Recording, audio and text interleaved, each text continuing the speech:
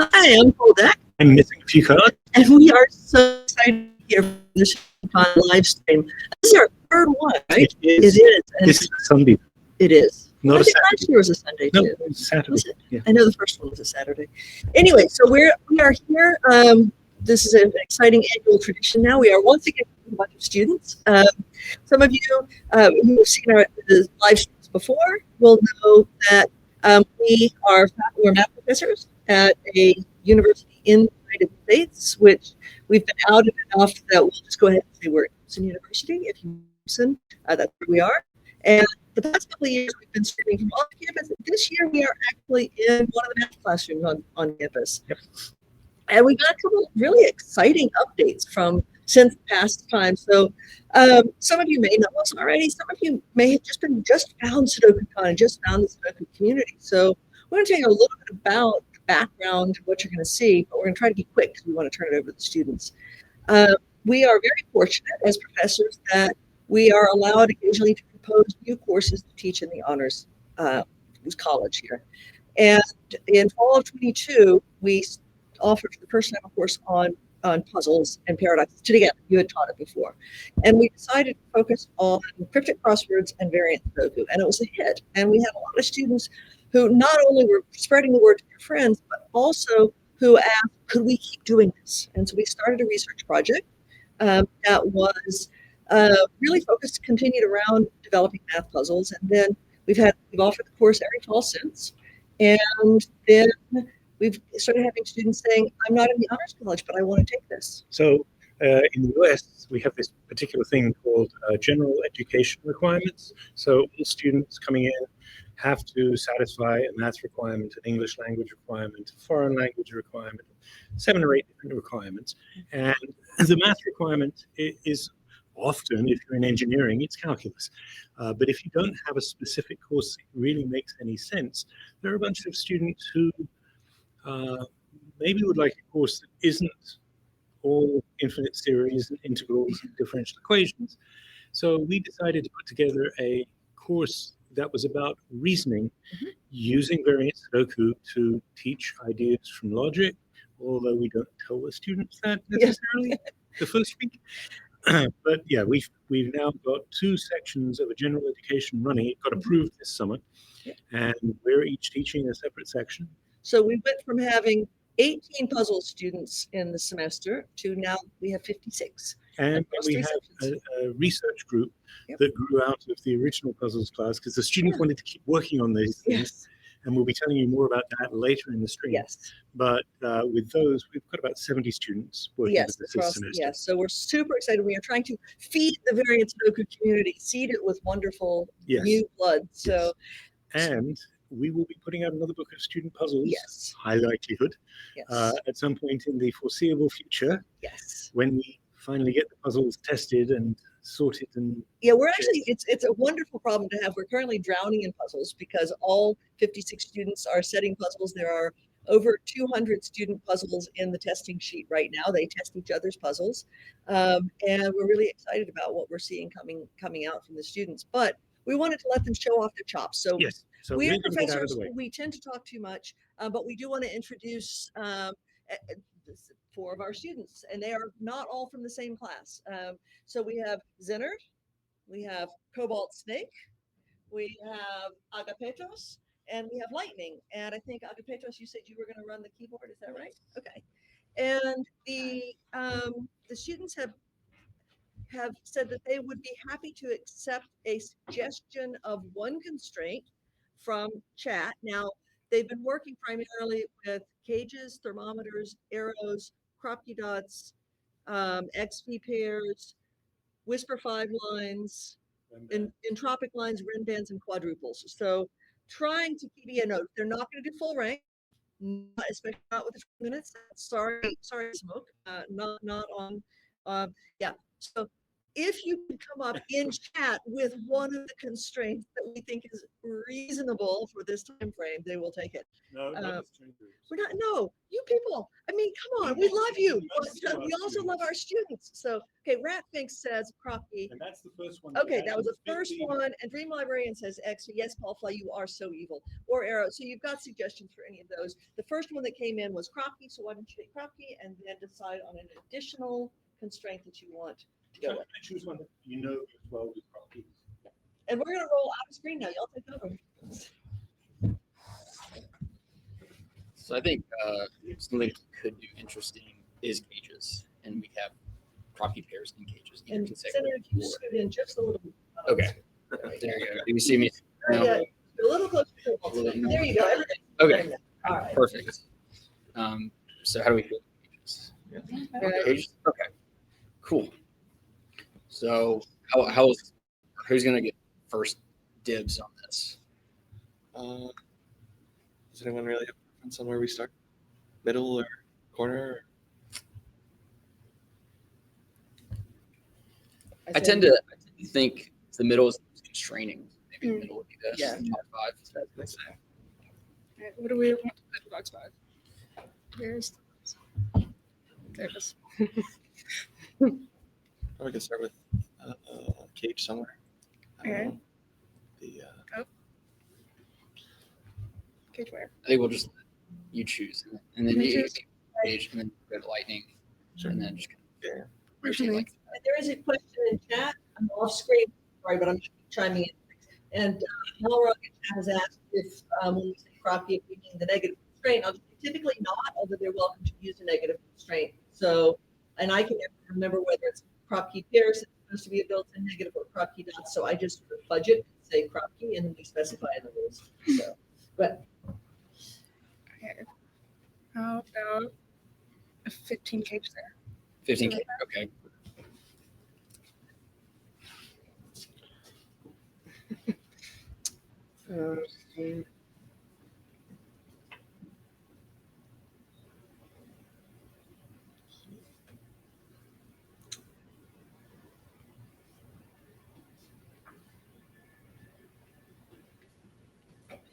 What about row 6, column 4 and 5?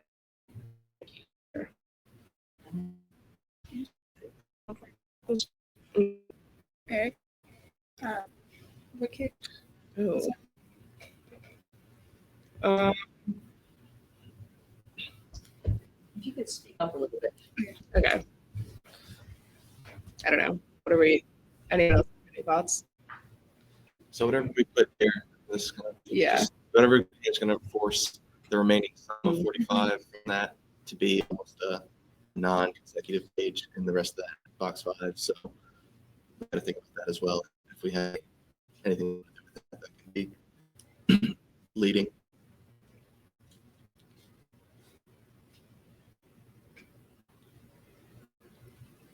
Like, do we want this to be vague? You know, a lot of variation, like 10, or keep it like smaller, or just like a few numbers that are valid. Is anyone? I think we could do some sort of forced composition with this cage, but also have consecutive dot pair here. So maybe like also 15, and consecutive dot pair would mean it'd have to be 7 plus 8, or if it was like 5, then it would be 2 plus 3. So it's just anything like that. I feel like will work. Just to be constraining, but not really giving the digit very easily yet. Right. Yeah. Like Yeah. 15. What number 15? And then we put a consecutive. And that'll for my placement is the consecutive dot. All right. So let's see. We know that's gonna be 7, 8 now. So trying to make 15 here. We have to use either 4, 5, 6 in the cage in box 5, or what would be the other one? 1, 1, 5, 9. The only options left. I think that's well, you could do 249 as well. 2, 4, 9. Yeah. Okay. Then what if it did a ratio in the cage that would force it to be a 2.9? That's what I was like. Where in? Let's do it on the let's do columns 6 between rows 4 and 5. Right. Yeah. So now we're on the status of just crop key all the cages. So, yeah. No. Let's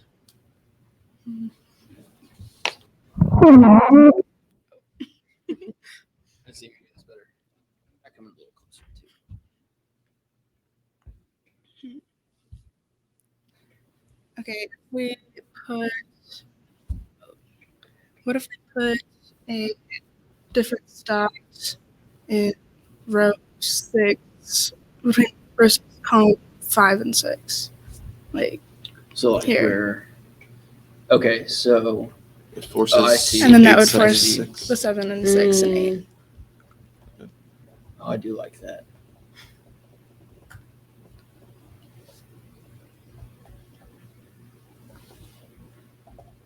Yay. That's gonna Nice. replace 3 digits. Okay.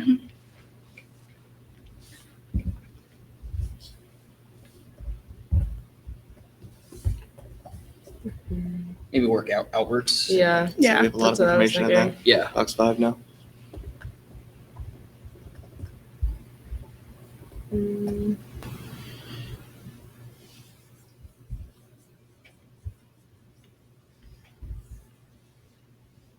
What do you think, Heidi?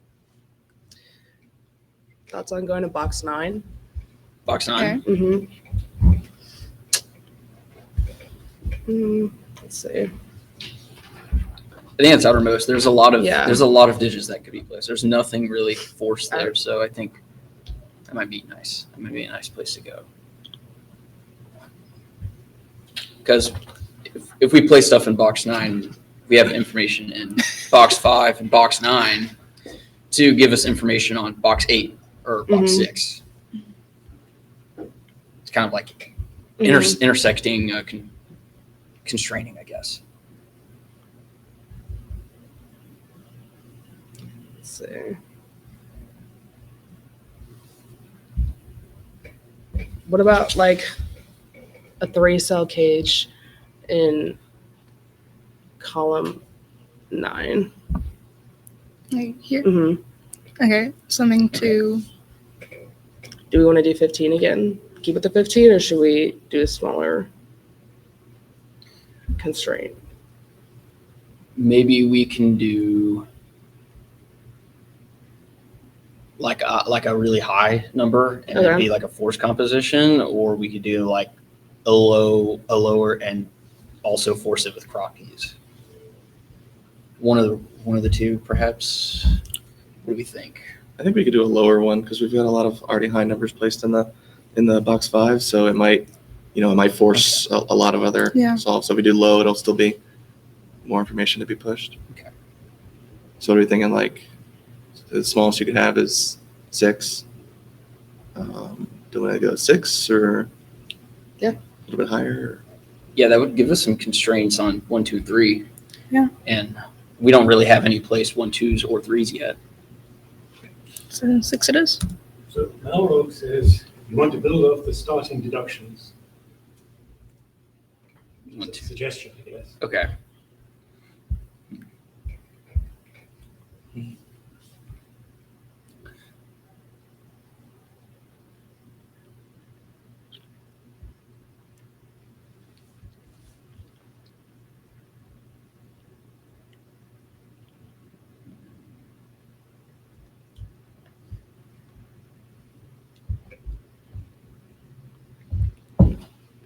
Who'd like to go next? Let's go there.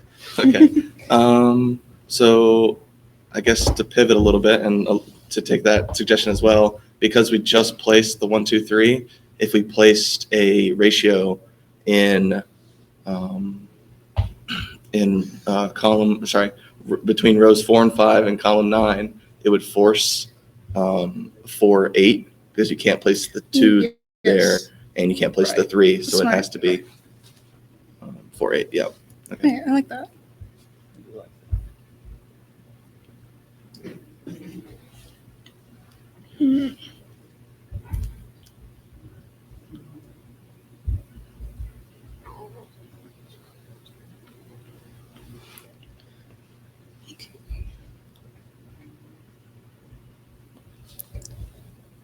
If we put a different dot somewhere on the edge of the cage in box 9, would that force the placement of the 3 and the 4?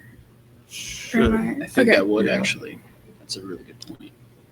So I think I'm Because gonna we try couldn't that. have 1 and 2. Like we couldn't have a 2 outside of Right. it. Mhm. Or 3. I'm gonna try. Oh. I'm gonna put one here. That forces that. I like that.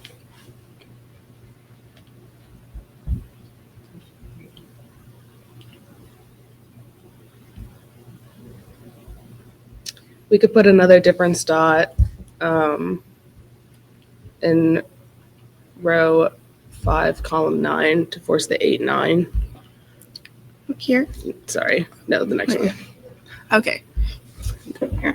So, Gotcha. My so you bad. say it loud. You said Sorry. on column 9, but the people on camera on screen can't see where your point is. Sorry.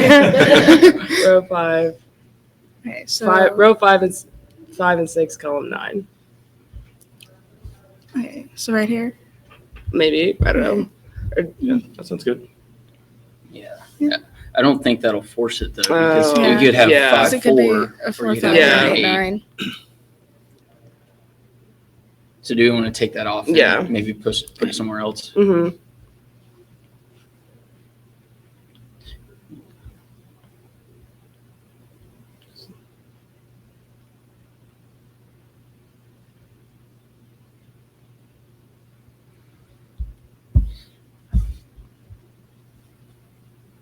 Maybe a cage. Maybe we could do some force composition and let's just whittle our numbers down. Yeah. It's really it's busy looking, I guess. It's hard to look with all the true candidates. Yeah.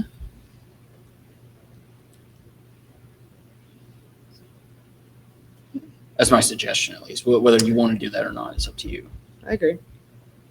Okay. So cage. One of the things we neglected to tell you at the outset is you don't have long to set this, so you should probably be trying to set for a puzzle that's fairly approachable and has some forced composition cages, that sort of thing, so that it gives you an easy entry and also lets you set something that's fun but approachable and that you can set fairly quickly. And also Okay. maybe being solved like later on. Yes, So yeah. it should be a nice approachable puzzle for them too. Exactly. So 4 stages at this point, interacting with other things is great. I'd say on top of the cages, if we did kind of taking what Lightning said earlier, if you forced in rows 5 and 6, column 9, and then in row 6, column 8, you can force and you choose whatever number you want. So you could force the 8, 9, and maybe a lower number. Like if you did a sum of 18, does that force? No, you couldn't do 18. You'd have to do 17. Yeah. Is that what you're thinking? Yeah. Yeah. So in row 5, column 9, and in row 6, column 9 for a 17 cage. You could do 17 cage. You could also make it a 3-cell cage if you wanted. I think there's some ways you could. I haven't looked at it all. Like if you did, you could force 8, 9, and 2, maybe. I'm just looking. I So haven't. that'd be 19, right? 19. Yeah, Okay. I think there's Can only do. Yeah, I that is it.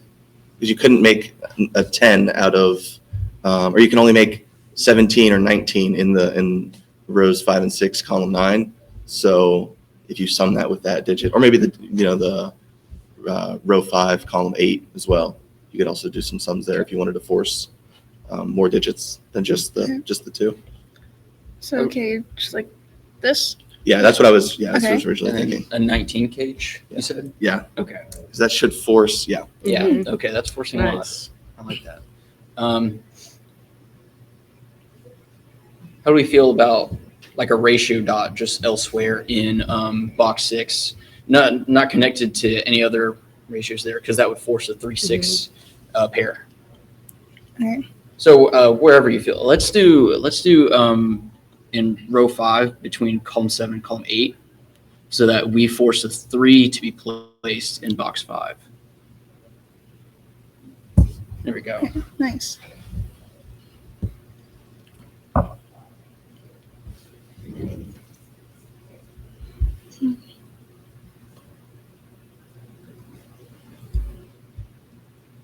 How do we feel about moving to like a different box? Something Yeah, that's got some probably. Mhm. force. Like, what box are we feeling?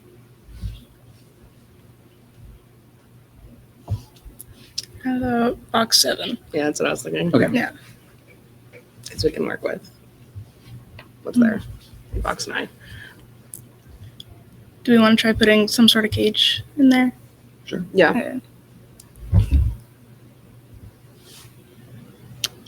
Malrog asks, are chat allowed to make suggestions, by the way? Do you want suggestions for chat? Sure. Sure. Okay, Let's go go for ahead. it, Malrog.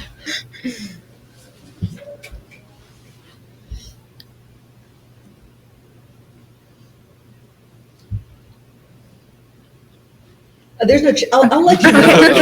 I know we were now, patiently proceed. waiting.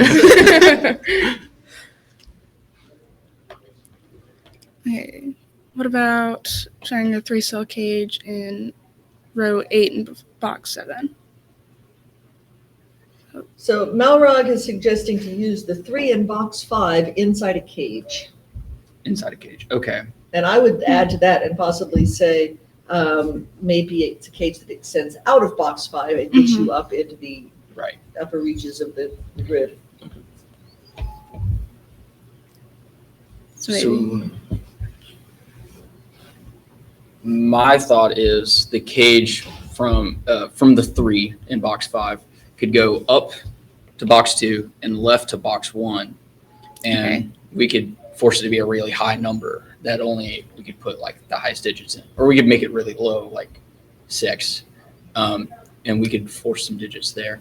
Actually, maybe 20, because we would be forced to put 17 where 3 is not, and the only 2 digits that we can make 17 is 8 and 9. But with the 8 in box 5, that would force the 8 in row 3, column 3, and we would force a 9 in row 3, column 4. I like I that. like that. Yeah.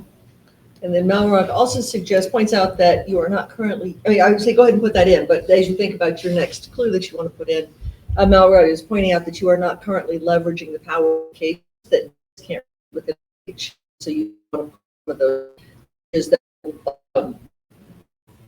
an advantage of that property. So Right.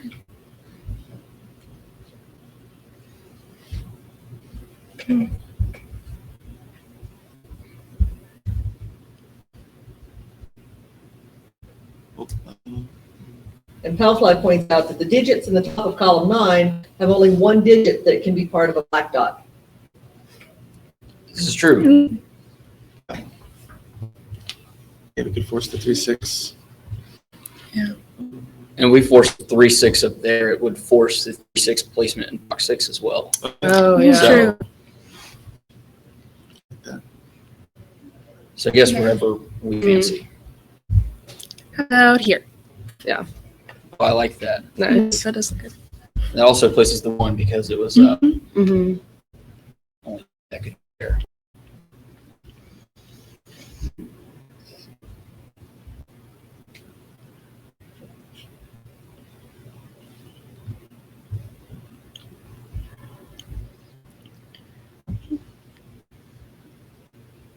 If we put a difference dot in row 2 between columns 8 and 9, that would force the 8 and the 7, I think. We could try that. A consecutive dot, yeah. Yeah. Nice.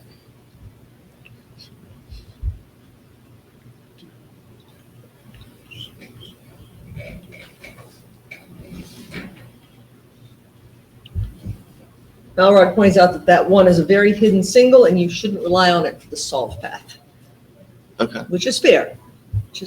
Malrog, very experienced. It sounds like. Yeah.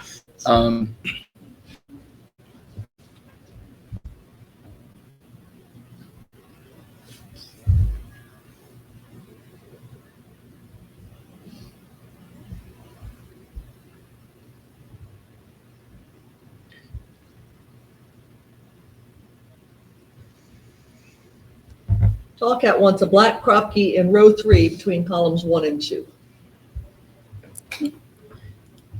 That's going to do so. Before you put it in, so Tallcat also very experienced setter. Why do you suppose Tallcat is suggesting that particular black crop key dot? What would get eliminated? It would force the 7, right? In row 3, Yeah. column 6. Hidden single. Okay. A hidden single. It would place a 7 in row 3, column 6. Yeah. Instead, yeah. Oh, yeah. Because I it's see no that, longer. yeah. Because it's blocked It's in going the. to do something more than that. Oh, okay. But So see if you can. it would be it would be a force 3-6 pair. We need 2 or 4 to be in row 3, column 7. But if it was a 2-4 pair, we couldn't have that, so it'd be 3-6, which would force 2-4. Okay. Yeah.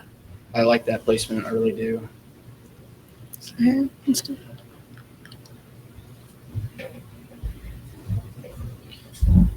There we go. Okay. So now we're seeing red digits. We're seeing different colors. Okay. So if there may be people on stream who don't set with F puzzles and may not know what the red digits are telling you. What are you taking away from the fact that there are red digits there? So red digits in F puzzles is basically saying there's no way a digit could go there, but we don't have, I think, the logic to say it couldn't. I think it's by contradiction that like a red digit, I believe. Would that be correct? The way we That's currently how I have the understood logic it. set for the solver, it doesn't see that. And Malroy points out that y'all Okay. are smarter than the solver because you did see that it couldn't be the 2-4. So, yeah.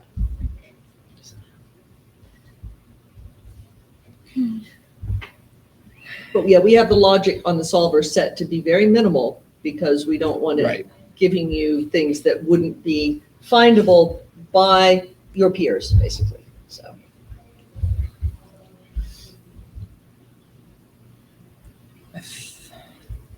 I was gonna say, if we wanted, we could place a ratio dot in row 3, column 7 and 8, maybe to give a little bit more information on that 1, and also it'll force the 2 and the 4 as well. Yes. Like that. Yeah.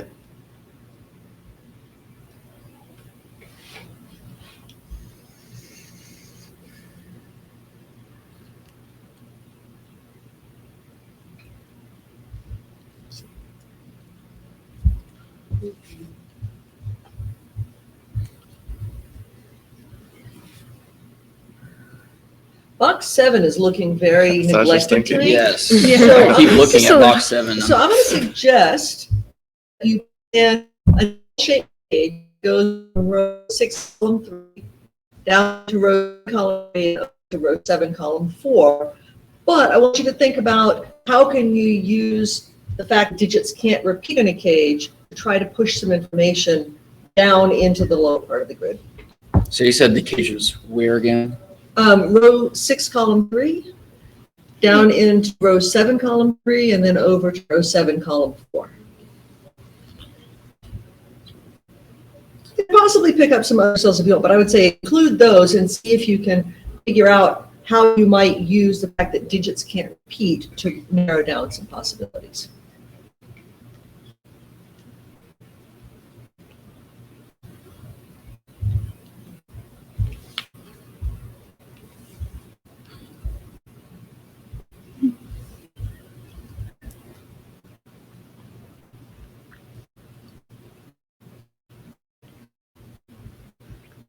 I think Malrod's trying to overrule that suggestion and is suggesting a black dot in column 1 between rows 6 and 7. So take your pick on that. Also, Jojo 81 Gaming saying a white dot in the right place in row 4 solves that one row. Aha.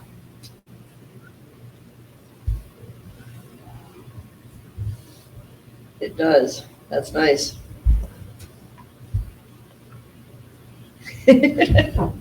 Well, I like JoJo 81's suggestion though. See if you can figure out where a white dot in row 4 would be most powerful. Yeah, but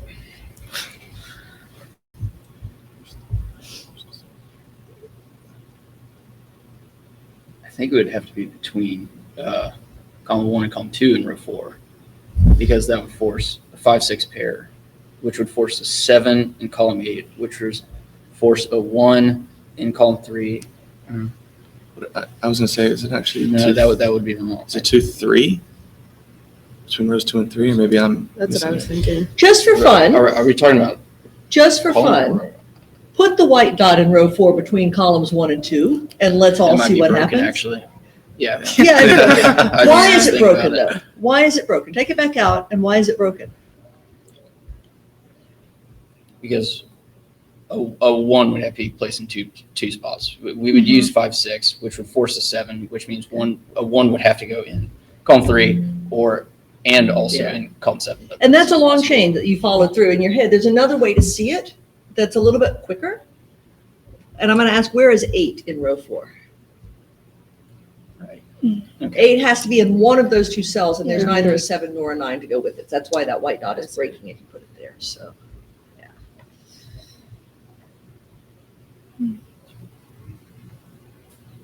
And various people have pointed that out in the stream. Yes, yeah. And Lucian, who is a solver, says it's really fun watching this back and forth as a very novice setter. He hasn't sat there before. And James Sinclair, also a prolific setter, has the same reaction we do, which is, he says, I always perk up when I place a clue and it breaks the puzzle, right? Because usually that means I Yes. found something I can use. And that's absolutely right, right? So that white dot we know is problematic, and that leads us to be able to place something else. We are, it's 12:30. And so this is what often happens. I'm going to scroll back around so that I'm kind of more or less on camera and where the microphone might be able to pick up my voice. So in their classes, they have 50-minute class periods. And once we started the constructing unit, we started doing daily constructing challenges where they come in and they have a challenge and they try to get a puzzle set and tested. Usually they don't get that done, but they go away with the start of a puzzle that they then finish up, test, refine, and so on later. So we do want to make sure that we're giving the other students who've shown up, because we're going to have students rotating in and out for our whole block, because more of them signed up than could fit in on camera in the same time block, and we're super excited about that.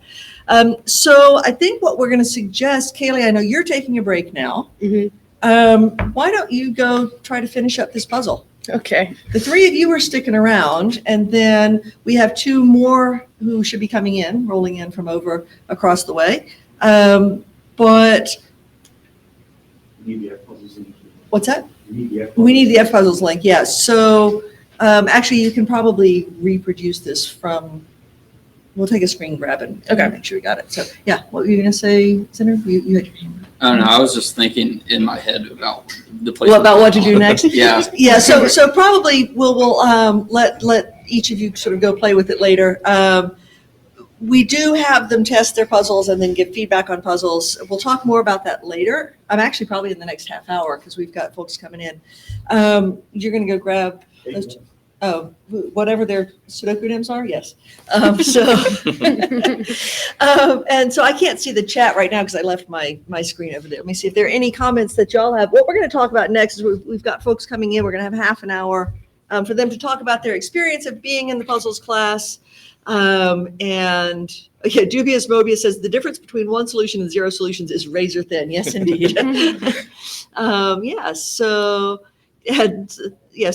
So we do have the setting challenges. You notice they're using the true candidates for this, but you also notice Zenard, I don't know if you picked up the fact that Zenard was like, it's too full, the grid's too full with the true candidates on. We actually have them start setting with the true candidates off, where they're really having to think logically about what the implications are on the grid.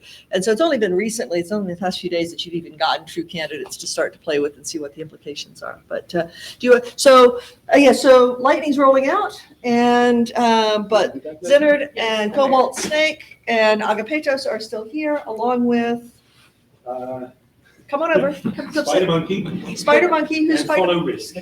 Okay, Spider Monkey and what was it? Follow Risk. Follow Risk. Okay, and so you can read the chat here. They are in different sections of this course, and they have different experiences, different reasons.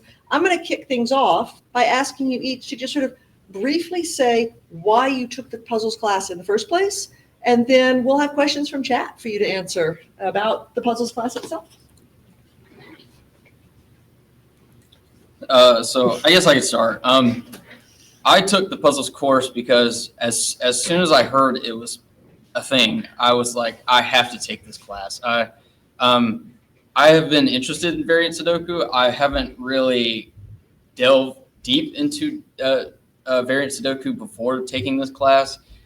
Really, the biggest variant Sudoku I did was a pure cage Sudoku, and I liked it a lot. I liked that it was just a variant of Sudoku, and then I came to realize YouTube channels like Cracking the Cryptic, for instance, just to name the most popular one, but it got me really interested, and since taking this class, I've really loved it. Yeah, I think I when I was signing up for classes, I knew I needed an honors class, and I found this one, and the name interested me. It was different than what other classes typically are, and and typically what I need to graduate. And as I looked into it, it was something I've always kind of been interested in. And I have a STEM-based, or I'm approaching a STEM-based degree, so I've always been interested in math and those things, and trying to figure out puzzles. And it kind of just seemed natural that this would be something I'd enjoy and worth a try. It was something new. I've obviously seen and played Sudoku before, but never variant Sudoku. So that was something that was definitely new that I wanted to try. And I'm glad I have this. This class has been really fun throughout the semester. For me, I love a lot of different kinds of puzzles, and I've always wondered, it's hard enough trying to figure out how to solve this. How does someone make this? And when I found this class and read that I'd get to learn how to make Sudoku puzzles and all these things, I was so excited, and I knew I had to take this class, and I love it so much. Yeah, similar to before.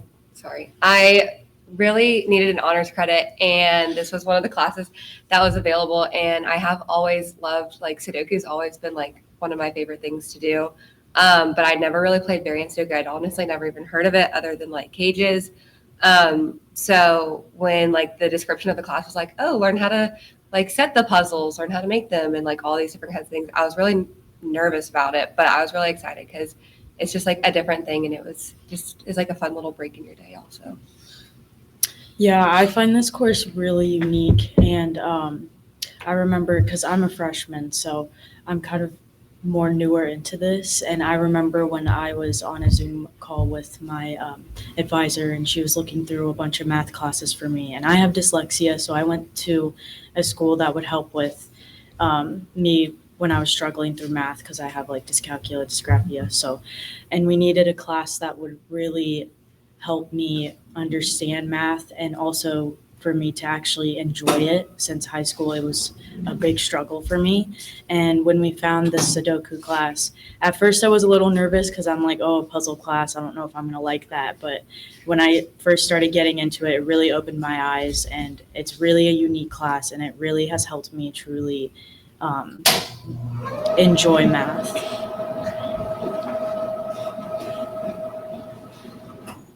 All right, we're in a room that has blowers that go on automatically, and we have to keep going to push the button. So, okay. So thank you all for the quick introduction. We got a question from chat of, do you delve into the maths and theory of Sudoku much, or is it more about setting and solving?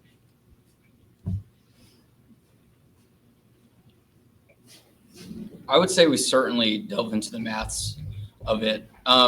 We talk a lot about, especially initially, forced compositions with every and all constraint, I would say, and parity, especially when we were talking about Whisper 5 lines.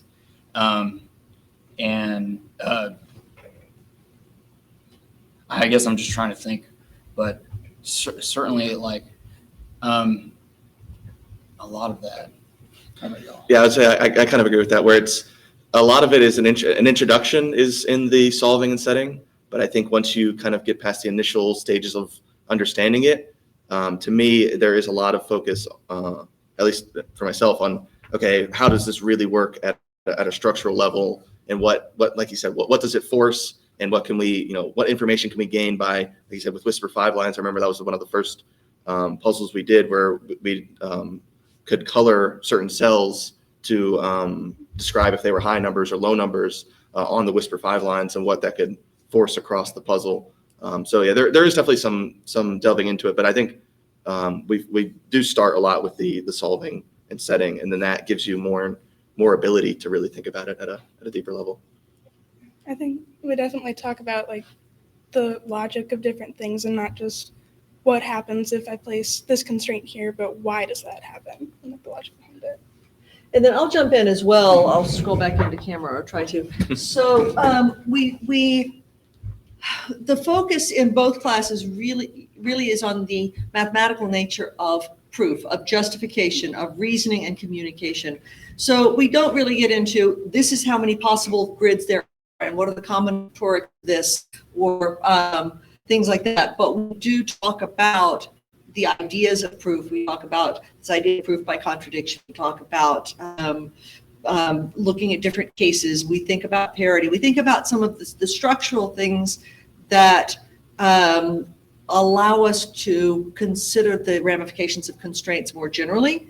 And it's very much focused on that reasoning and communication aspect rather than just let's make a grid that works. Although that is certainly a piece of it, and that was certainly the challenge they got today was, oh gosh, let's just try to set a puzzle in this short amount of time.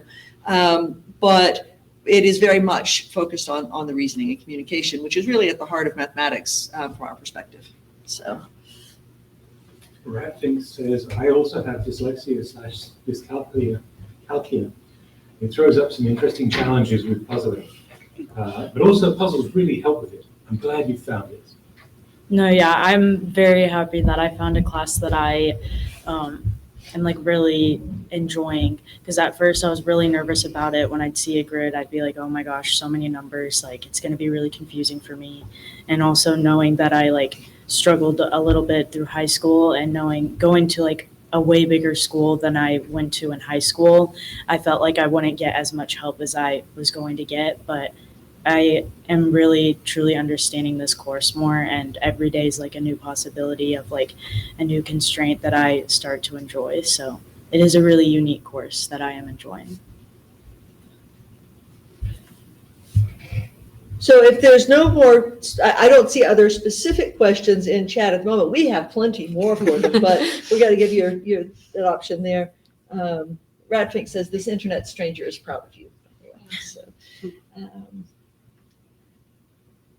okay, so there's some discussion of whispers lines and where the name German whispers came from. So we use the term whispers 5 or whispers 4 or whispers 2, where that number at the end says what that minimum difference is between adjacent digits. And so, yeah, so if you're hearing them use slightly different names than we sometimes hear in the broader community, such as cages rather than killer, you might also hear them refer to diagonal sums rather than little killers. And part of that is because, as you'll hear later in the afternoon, some of our work is outreach to the schools where referring to things as killers is not necessarily a good idea.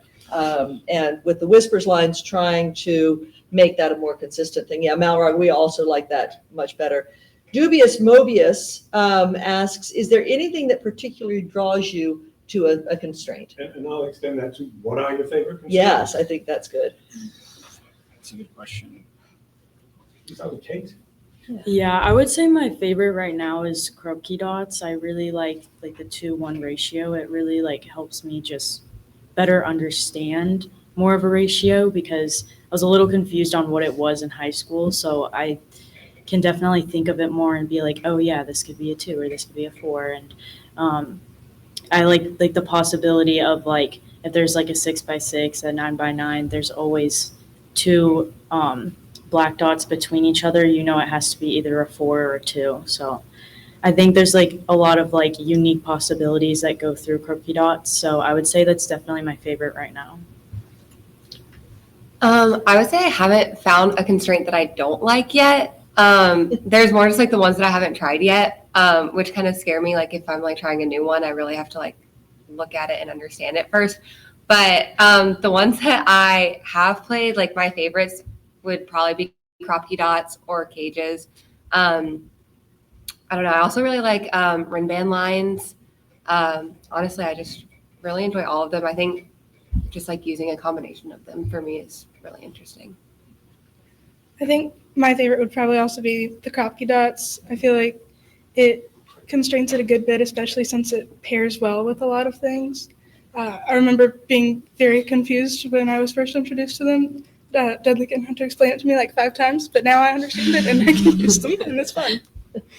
I think one that I found semi-recently that gives me a lot to think about when I use them is the regional sum lines.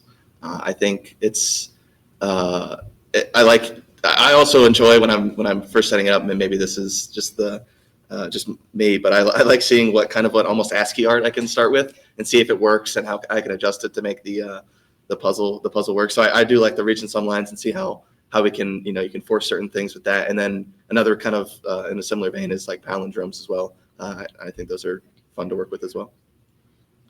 I would have to say, it's hard to say a specific constraint. I know for sure it's a line constraint. Senator, scoot in so you got a camera. All right, am I in here now? Okay. No, not yet. Not yet? A A little further. A little further. There you go. You have Okay. I would say favorite happy line constraint. I don't know. I'm a for line constraint. I made a puzzle with 3 of them. I just enjoy it. I think my favorite line constraint would have to be tropical lines. Something about the parity is what draws me to them, because it's not this or that parity. It's this or that parity. It's a one of 3 things parity, and I think I really like that. And modular lines is similar. Maybe it's a little too mathy for me, which is why it hasn't drawn me as much as like in tropical lines has. But yeah. So we've got lots of comments in here.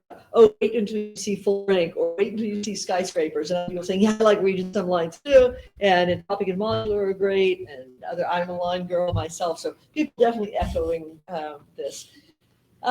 So I have a question for you along with that.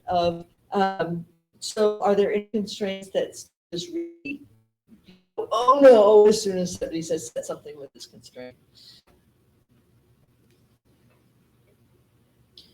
I have to really think about that, but I would say one right now that we just learned was the entropical lines. We just learned those on Friday. So yeah, I definitely at first was really nervous about it, because it's a new constraint, and whenever you're learning a new constraint, you're like, oh no, this looks scary. It's a brand new one that I've never learned before. But I knew it would get easier over time. So I think next time, once we start constructing puzzles and start solving puzzles, it's going to be a lot better for me, because we always take notes in class to know exactly knowing that constraint. So I would definitely say entropical would be one for me right now.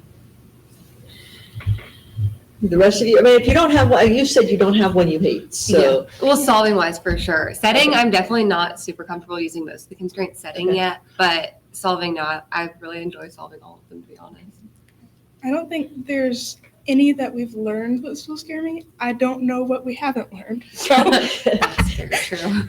A bunch, yes. I would say kind of almost the opposite of, I think, a constraint I'm looking forward to that we haven't looked at yet is anti-night. We watched a Cracking the Cryptic video where they use that, and I'm more curious for the ones we haven't learned, which is a lot of them, kind of how what thinking is required of you in order to make a puzzle that makes sense and will work. So I'm looking forward to a lot of them, particularly anti-night. Anti-night is a divisive concept in the community. The chat is going, no, run. And other people are saying, I love anti-night, ignore that. So another question that came up, and this is really a question for us as instructors. So we'll try to pick up, you probably come up as well. The question was, when we introduce a constraint, do we elucidate the implications of the constraint or allow the students to figure them out on their own? And I would say it's a mix. Yeah, a little of both. What we like to do often is we will present problems, sort of like the Brimster problem series. If you haven't seen the problem series on Brimster puzzles, it is well worth checking out. It is essentially sort of what would the break-in be? So it's not a full puzzle. It is only place a certain number of digits. It's usually intended to highlight specific kinds of logic. So the course is divided into a solving unit, a reasoning unit, and a constructing unit. And especially during the solving and reasoning units, we were introducing constraints using carefully selected problems or positions in the grid, sometimes with associated video solves and sometimes without, to really sort of let students explore and find those key nuggets of logic, but would compile it into a collaborative notes document in the general education course. We haven't been doing that in the honors course. And so that the students articulating that knowledge and putting it all together into a shared repository. So, another thing we do is when we introduced entropic lines, for example, in your class, Follow Risk, we gave you a setting challenge to set a puzzle using entropic lines with another constraint that allows you to discover some of the logic. We suggested cages and having the cages go along an entropic line, and that really forces some nice logic and teaches you a little bit about the beginnings of how entropic lines are going to work. So did that help with the understanding the constraint? It definitely did, yeah. With cages, because I believe that was the very first constraint we ever did learn. So I think that was pretty cool that we did put that constraint in it, because that's one that everybody in our class pretty much knows. So I guess it like made some nerve go away when we saw the cages in that situation. So we were like, okay, we know cages. This will definitely be a lot easier for us.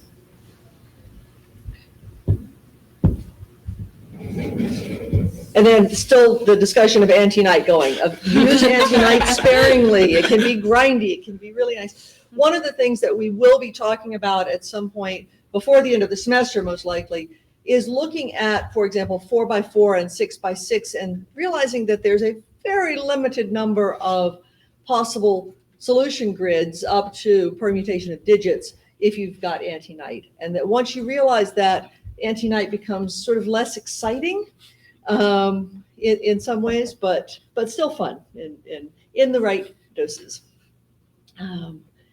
Yeah, so let's see, other questions.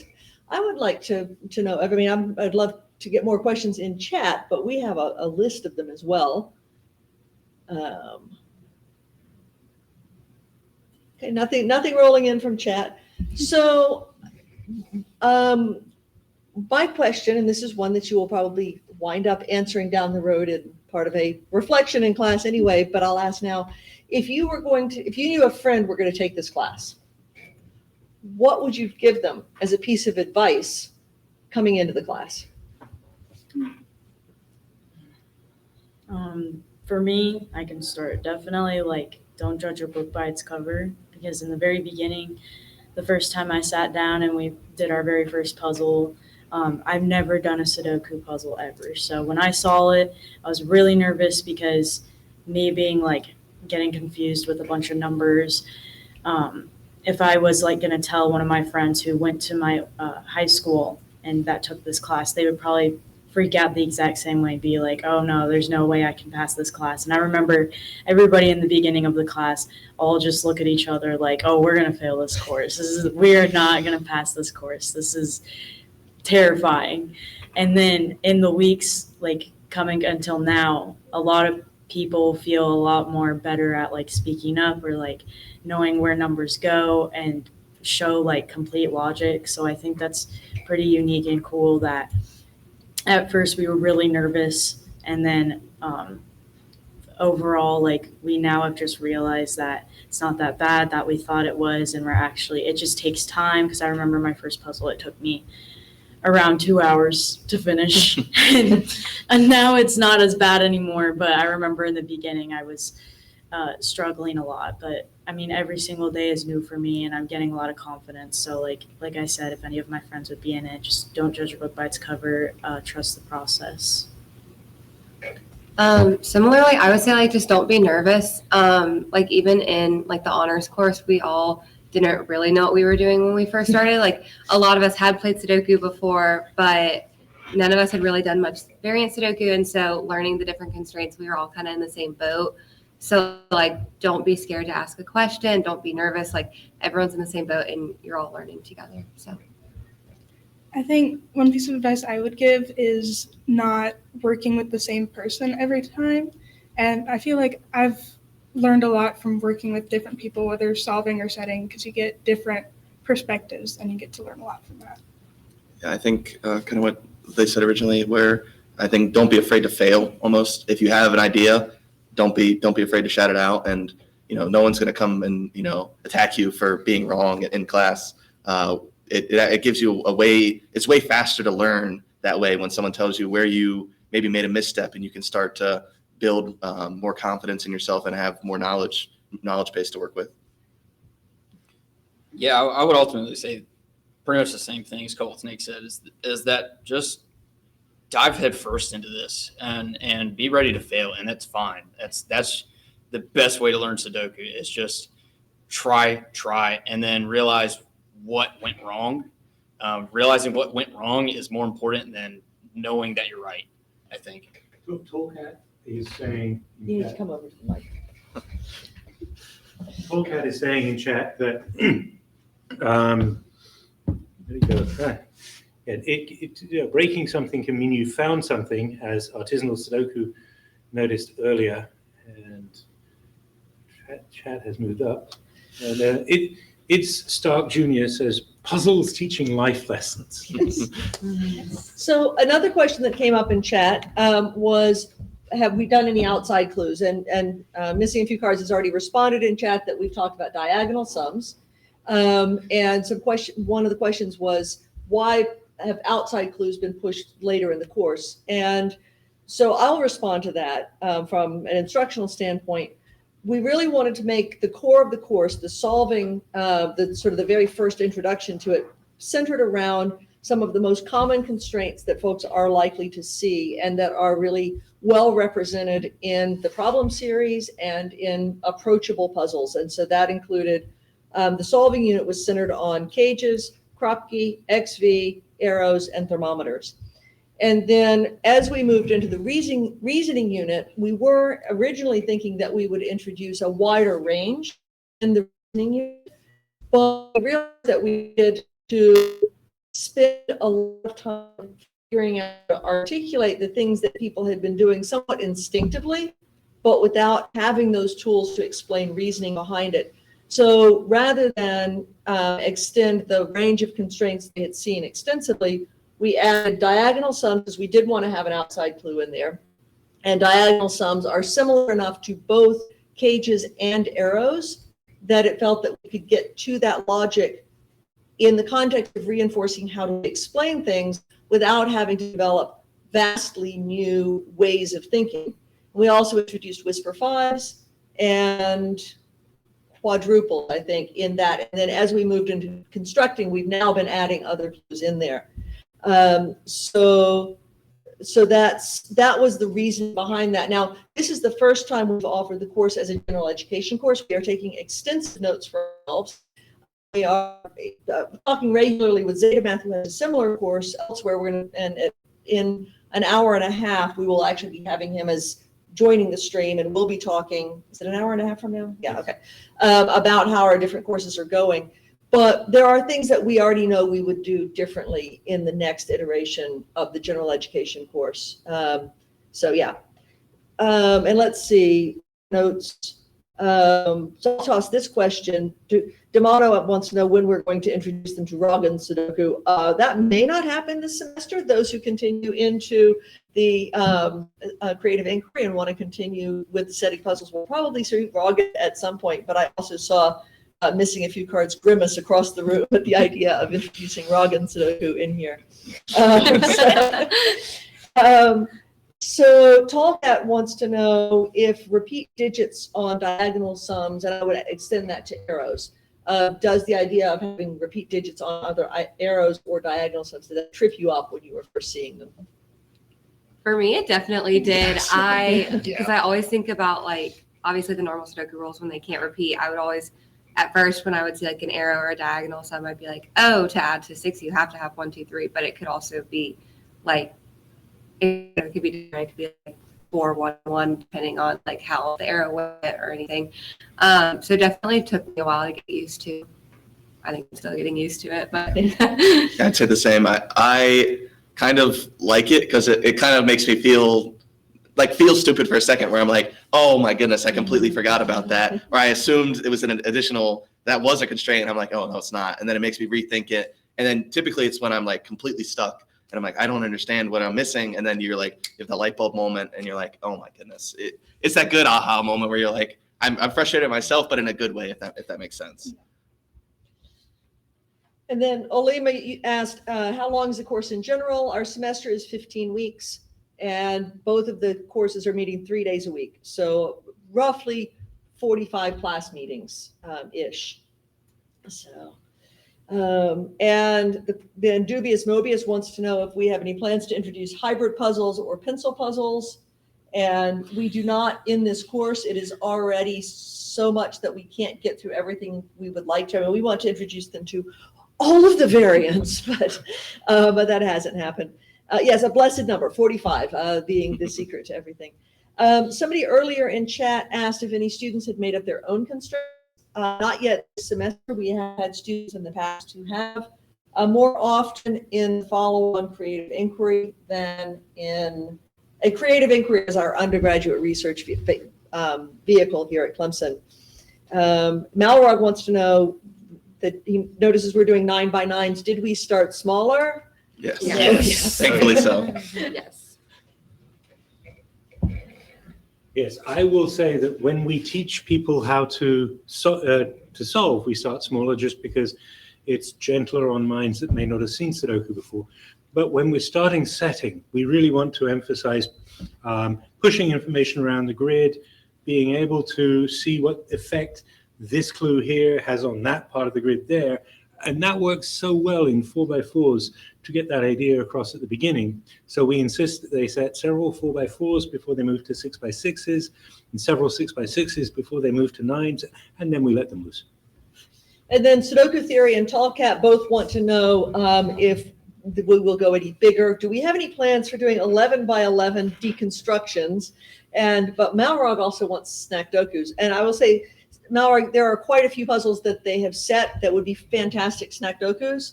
But also, as I'm going to move over here just to say this part, because I know, guys, I'm just disembodied voice off camera, and I'm still disembodied off camera. I guess I won't.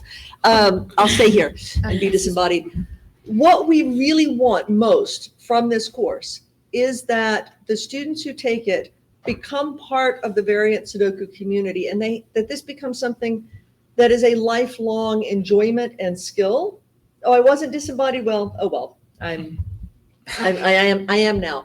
And so rather than try to give them all they could ever see with variant Sudoku in 15 weeks, we want them to be solid with what we are doing and know how to connect to the larger community. We hope that some of them will come to Manchester for SudokuCon. We had so much fun at SudokuCon in Boston, and we hope that some of them will be able to make it, or if not, to SudokuCon in Manchester in 2026, to SudokuCon 2027, which will probably be back in North America, but we don't know. That'll be down the road. And so all of these wonderful ideas that people are tossing out, these are things that we hope they will explore over the years to come, but probably won't explore before December in our course. So, yes. Yes, so we have. And so this is actually a wonderful transition moment. So you're seeing a puzzle on the screen, and we're going to, we told you about in the class, we give them setting challenges. And one of the setting challenges a week or so ago was we gave the students the grid with the cages that you see in the grid. They're all 15 cages. They are all 3-cell 15 cages. And we told them that they could only use Kropke dots and as few given digits as possible to create a complete puzzle. That was their setting challenge a few days.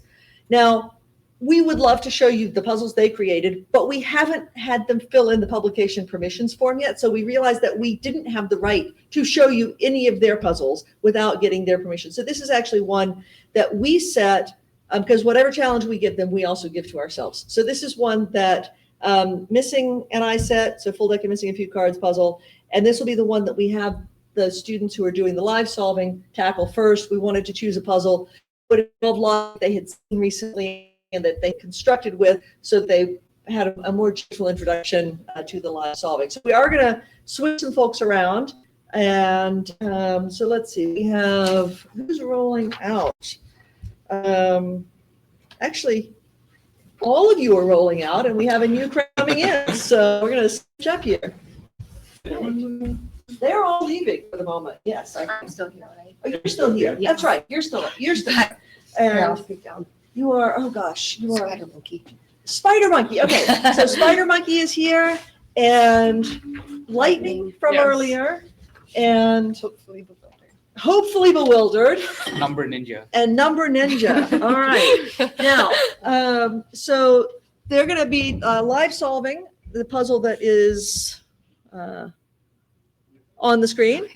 And so one of you gets the keyboard. And as you are explaining your reasoning and suggesting what's going in, make sure you're talking to each other. There will probably be suggestions from chat. Do you want suggestions from chat in general or only if you get stuck? I think if we get stuck. Yeah. Only if you get stuck. Okay. So chat, feel free to put things in there, but I may not relay them unless they feel stuck. Okay. Okay. I'm trying to figure out where to start. I like starting with like the ratio dots when they're like inside the cage. Yes. And wait, hang on 1 second because I'm not. Oh no, that's fine. Yeah, we're fine. We're fine, aren't we? Talkat? Just making sure that we've got the right thing on screen. Yes, we're good. Okay, go. You're good. It's what? Okay. Is it a 248 then a 39? Like when the ratio dots inside? Yes. It's Is there it- has to be a 4 in it, and it's either Yes. 2, 4, 8? 2, 4, 9, 2, 4, 9, because 2 and 4 make 6 plus 9 is 15, or Yes. 4, 8, and 3. Yes. Okay, wait, I can't find the cursor. Oh, there we go. Okay, So so we know the 4 has to go in here or here. yes. So we can center mark 248. Oh yeah, and then just 2 and 8 here, right? Or And then because you can't have a 2 and an 8 here, so it's like that. yes, it's 248 and then a 3 and 9 Oh yeah, to make the right. Wait. No, And just the like that or no? box in row 3 columns would be a 39. Wait. Just a 39, I think. Oh. Because if that's a 248, then those are the only other possibilities to complete the 50 Okay. page. Yeah, you're right. Maybe you should have the Because- keyboard. I think you should have the keyboard. Oh my god. So these also can't be a Okay. 39 because that wouldn't work with. Oh, you're the right. ratio You're dot. right. Okay. Yes. So then My brain's not working. by the same Yeah. same logic, thing. Mhm. And then you can have it on the other side too. Except with this one, you can't have a 9 because on the ratio dot, so that has to be a 3, and this would have to be a 6. But you can go ahead and like. They don't have to be sent Yes. We can. Oh my god. Oh, Oh, don't wait. don't restart it. Cancel. Okay, thank you, thank you. See, I told you I shouldn't be. Okay. 3, Okay. and then if This then is it's 4 and 8, so you can take the 2 center mark out, which means in row 1 in column 9 you can take the 4, 8 out because that's a locked set. Okay. So it'll I already see, see I 4 and see. 8 columns, so you know it has to be a 2, which means the other one has to be a 4. Okay. Then row 3, column 9 has to be a Yeah, 5. Wait, that would make this a 9. 9. Perfect. Yeah, Okay. and then you can 8. also take out those center marks, so that's an 8, Then row 3. and so it'll be a 4 on the ratio dot. You can just and then 4, 8 to 3. Okay. So then, do we want to look over here? Yes. So that's still a 248, but this has to place an 8. Mhm. And a 4 Okay. next to it. And then the that's other a one has to be a 3. Okay. So then if you go over, the bottom one would be 2, 4, 8, but you can't have 4, 8 So this in, is our yeah, row 9, column 1. So 2 and 4 and 9. 9. And then you can go Okay. back up to row 1. Perfect. Okay. So then Yes. here. But you can't have a 2, 4 in row 7, column 3. So that has to be your 8. Yeah, that one. This The one? cell. Yeah. Okay. So then across the ratio dot. There you 4, go. 3. Okay, so these, if they're going to be, are 248, but they can't be an 8, they're a 2-4 set. Yeah, You can so that has to be a place- 2. Just kidding. And then a 4. And then the other one's a 9. Perfect. Okay, and then from the 4, yeah, you have the difference dot. So it either has to be a 3 or a 5, but it can't be a 3 because it sees it in the column. So it has to be a 5. Oh my gosh, you're cooking. Okay. And then that one sees a 9. In the box, it has to be a 7. Okay. Oh, and then Yeah. yep, So it has to be a Yeah. 5 because it sees a 3 in the row and in the column. That's a lot of information. that was weird. Okay. So I feel like the next 15. best thing to look at I guess. potentially would be like this 15 gauge because there is the Mhm. ratio dot here. And I feel like that So constrains it. okay. Yeah, constrains it the least. Mhm. What were you gonna say? I'd say row 5, columns 4 and 5. Mhm. Yeah, it has to be. These Yeah, two? It has that to be a too. 4 because he's a 4 in So we can- row Yeah. 4 and 6, as well as row 6, column. Sorry, row 7, column 6. This has to be a. what did Sorry, you say? no, I was supposed to. There's a Oh, 4. row. That's Oh, yeah. Okay. Sorry. Yeah. Yeah, my math was off. My counting was off. um.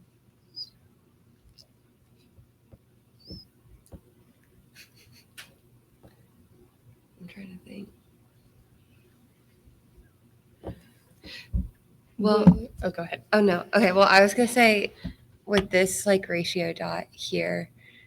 Oh, not what I meant to do. The only things I can go on ratio dots are 1, 2, 3, 4, 6, 8. But it can't be 3 and 6, and there can't be an 8, so it can only be 1, 2, or 4. Yeah. Okay. Which?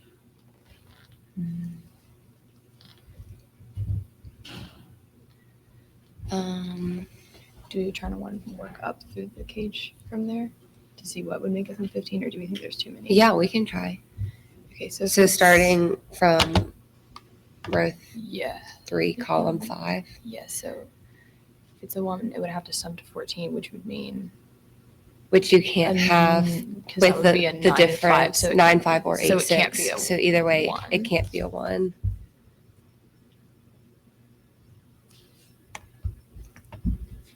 Okay. So if it was a 2, It would have to sum to 13, which could have 6, 7. yes, so it can be a 2.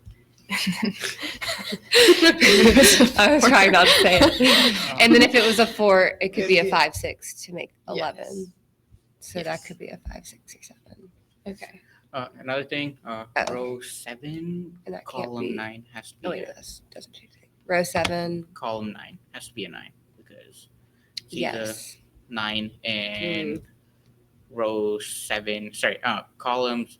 Sorry, row 1, column 8, as well as row 6, column 7. Yes. Yes. So it's the only place left in Yeah, it's box only 9 that place, it can Yes. be placed. Okay.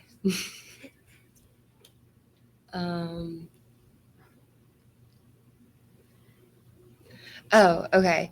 So because this cage is 15 and this cage is 15 in row 5, that means that these 3 also have to add to 15 with the ratio dot in the middle. So those are also So a 2, 4, 8. a 2, 4, 8, but your 4 has to go on the ratio dot, so it can't go here. So this has to be your 4. So then, but the other options are 3, 9, right? And the 3, it sees it in the column, so this has to be a 9, which means that this will be a 2. And then that, we can do 2, and then take that 2 away. And then, so these have to equal 13 to finish the cage. So that's 6, 7, so we can take the 5 out. So we at least know what that cage is. Okay. And chat, no, they are not seeing chat, so I have not passed along your suggestions to them. The chat has suggested that there are 2 hidden 15 cages. Yes. Right, but they don't want suggestions from chat unless they get stuck. So I was just responding to Malrog asking if they were seeing chat, and so. Okay, so, well, this is our other 15 cage. So the other 2 cells in that hidden cage would be 11, which you could have 9 and 2, but it sees both of those in the box, so you can't have it. You could have 8 and 3, which both of those are options. 7 and 4, but there's already a 4 in the box, or 5 and 6, and there's already a 5. So it has to be a 3-8 pair, which leaves this 15 cage as 1, 5, 9. Yes. And you see 9 in row 7 and 9 in row 9. So your 9 has to be placed in row 8. And then 5 and 7, or no, not 5 and 7, 5 and 1. Okay, so we don't know those yet. So we can center mark those. And if we know that that's a 1 or a 5, it could be a 2, but it sees a 2 in the row. So it can't be, so that actually can't be a 1. So it has to be a 5. Which means So then this would either be a 4 or a 6, but it sees a 4 in the box and in the row, so it has to be a 6. Okay.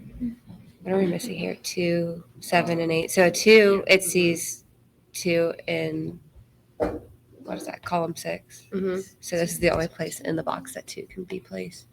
So then 7 and 8, there's an 8 in column, or in row 9 already, so your 8 needs to be placed here, and then a 7 to finish the box. Okay. Just missing a 1 and 1 and 3. Do we want to center mark? Oh, a 3, it already sees 3 in the box, so this has to be 1, and then your 3 goes here.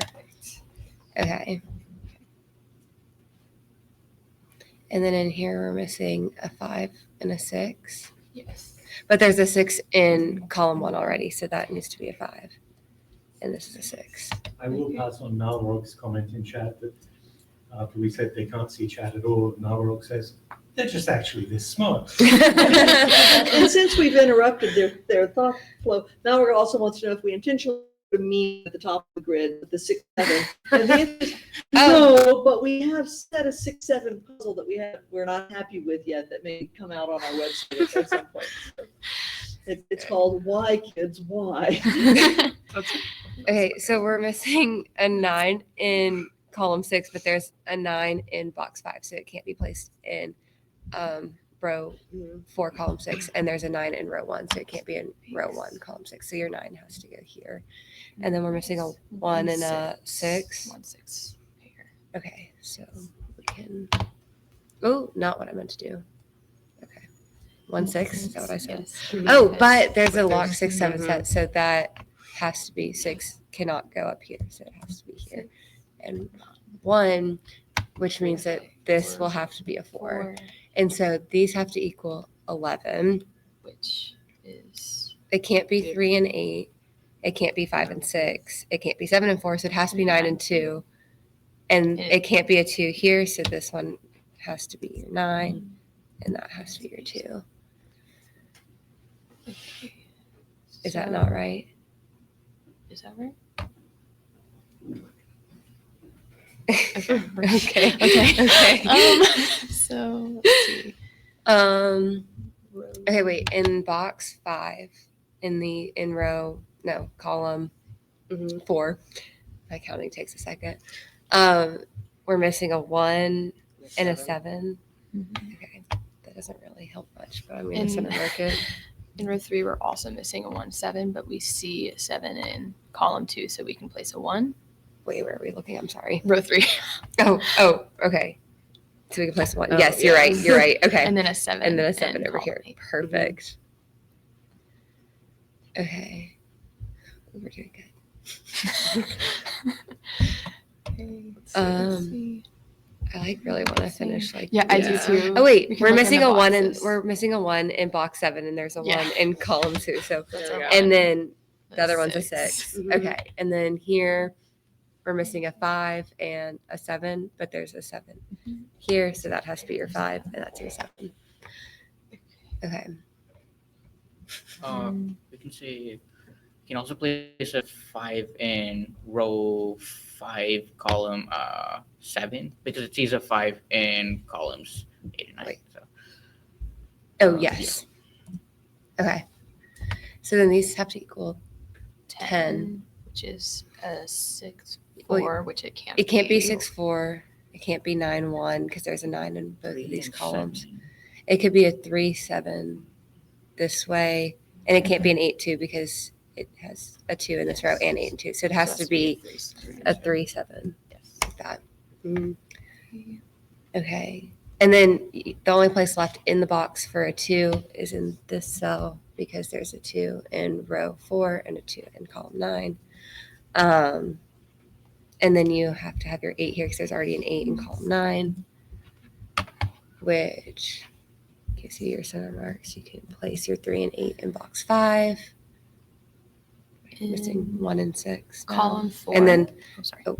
No, go ahead. oh yeah, I was gonna say we're missing 1 and 6 in column 9, but in row 4 there's a 6 already, so we know that that's a 1 and that's a 6, which also helps us with these center marks, so we can place 1 and 7 in that box. And in column 4, row 1, column 4, we can place a 5 and the 8 to complete in the following row to complete. Oh yes, the- okay, Mhm. because there's an 8, in row 1. Okay, so we're missing a 6, 7, and a 3, but we know that the 3 can't go in the locked set, and it can't go here because it sees it in the box and the column. So your 3 has to be here. You can place a 2 in row 2, column 2, because it sees a 2 in row 1 and In column, 3. yes. Okay, and then 5 and 7, and then because there's a 5 in row 1 already, this has to be your 7. This has to be your 5, so we can also place the 6, 7 in box 2.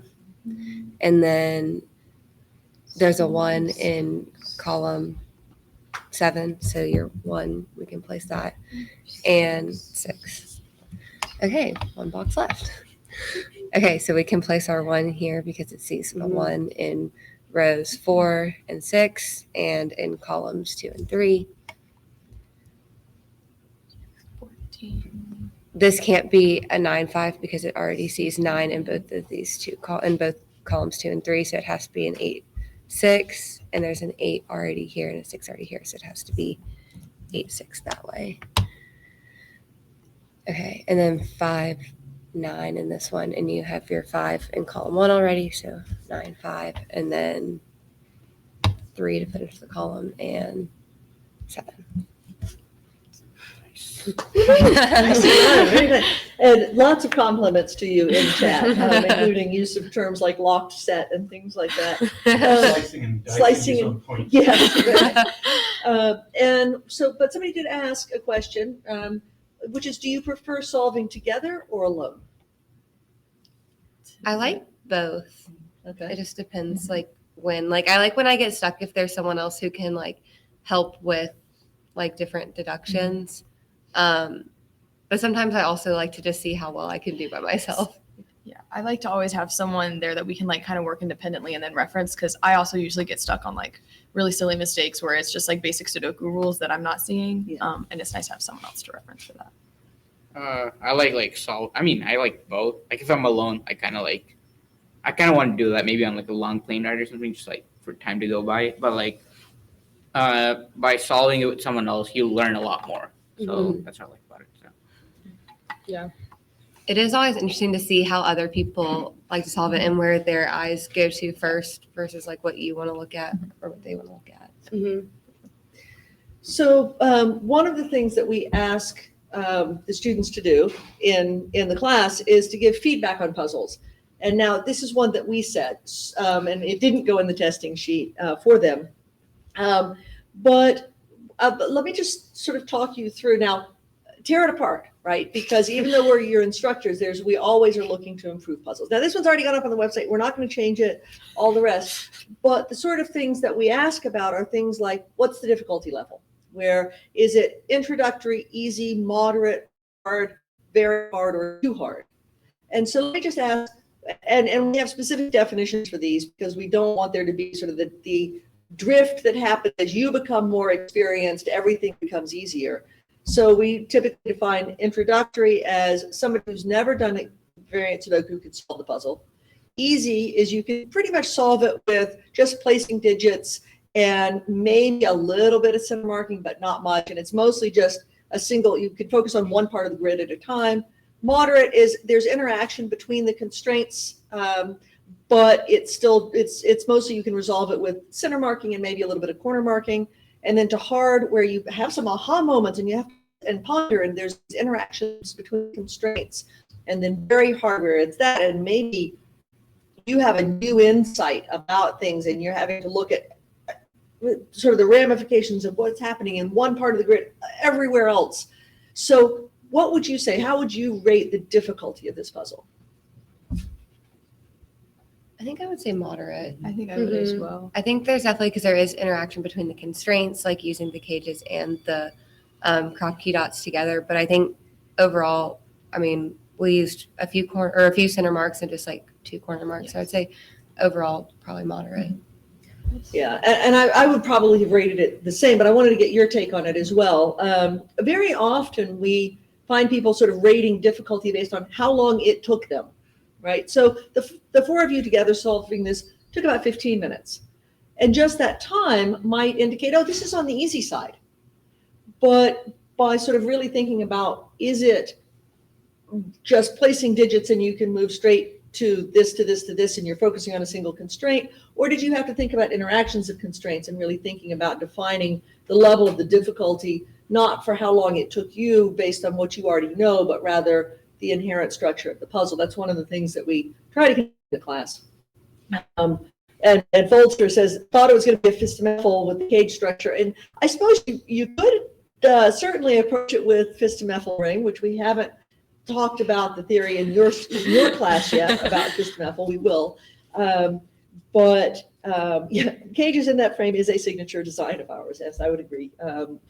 Dream, we do tend to use that very often. But thank you. So we are going to have another puzzle to solve. We have another group that's going to come in. Actually, I think mostly it's Number Ninja, you were going to roll out. You're welcome to stick around if you want. The 3 of you are sticking around. And then we were going to have Zinard is coming back in, and somebody from the other class whose Sudoku name I don't remember, and we won't use his real name on the stream. But let me go see if they're ready. Meanwhile, Tallcat, if you'll go ahead and bring up the next puzzle, that would be great. There we go. It's called There Are No Marks in Ba Sing Se. And actually, will you go see if they want to come on over? And I'm going to introduce the puzzle a little bit. This puzzle was set by Stein. And Stein has been in the Creative Inquiry, the undergraduate research group, for a couple of years now, and has set quite a few puzzles. Many of you may have solved some of Stein's puzzles in Signet Sudoku Volume 2, possibly Volume 1. And Stein set a whole series around Avatar: The Last Airbender. And so this is one of that series. But one of the reasons we chose this puzzle is because Stein is actually our TA for the class, for the general education version of the class. So she comes to the class, she's there, she helps the newer students as they are learning to solve, reason, construct puzzles, and helps provide feedback on the puzzles that they construct. So we definitely wanted to honor Stein's involvement in the course by having the current students solve one of Stein's puzzles. So, and many of you may have met Stein at SudokuCon last year. She was in Boston, and might make it to Manchester next year. Not sure. She's graduating in May, so who knows? And Paul Fly, was that the neon puzzle that the 2 of you set together? And Damselfly's bell tower are similar. Yeah. So. Anyway, these puzzles, this puzzle does appear in the, let's see if we can hold them up, in one of the Signet Sudoku books we've got. Let's see if I can get them on camera. I don't know if they're there. There we go, maybe. Yep. Okay, so we've got volumes 1, 2, and 3. So we're up to 3 volumes. And volume 4 will be probably much thicker because there are a lot more students and a lot more puzzles that are going to be high quality.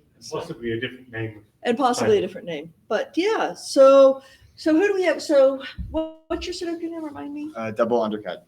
Double undercut.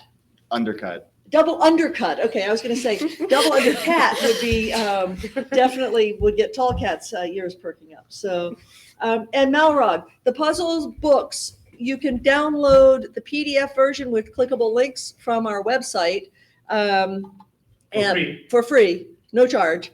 And we recommend doing that. But if anybody does want hard copies, you can also order them from there. Any proceeds from that go into a fund that helps us get students to SudokuCon. So, but we don't want to, we're not trying to plug books here. We just wanted to let you know they're out there. They are free. Download the PDFs, play the puzzles. Yeah.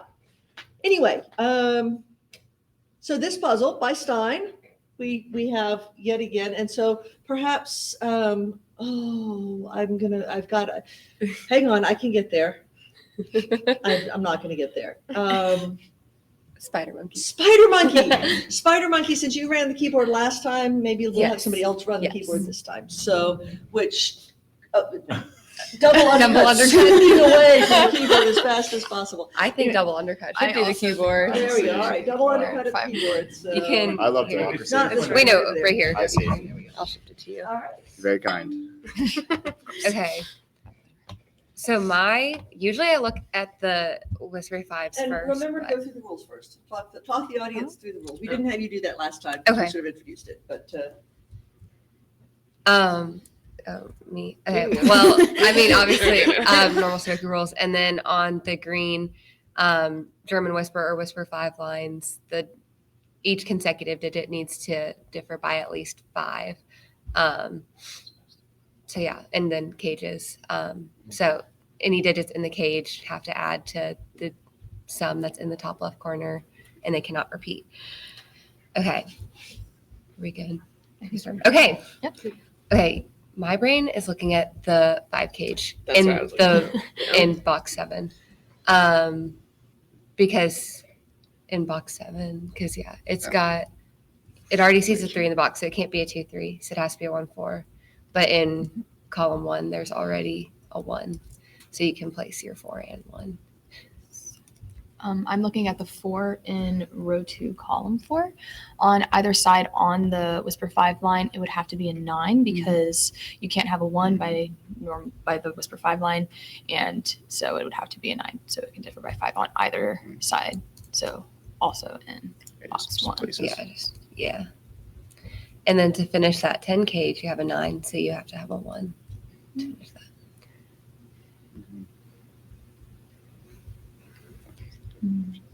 Okay, that's the easy stuff. This 9 should be by a 4 in the same, because on the Whisper 5 line. But could it also not be less than a 4? Oh yeah, right. Sorry. Yeah. No, It's a 6 goes to the warming up. No, you got it. I was just confused on someone else. Like, did we break? But it's at least No, yeah. 5. It has Thank to you. differ. Okay. Okay, well, if you go back, so in row 2, column 6, we can at least center mark. It has to be a low digit, but it can't be a 1 or 4 because it sees both in the box. So it has to be a 2 or a 3. Not that it gives us a digit, but it's a center mark. It's something.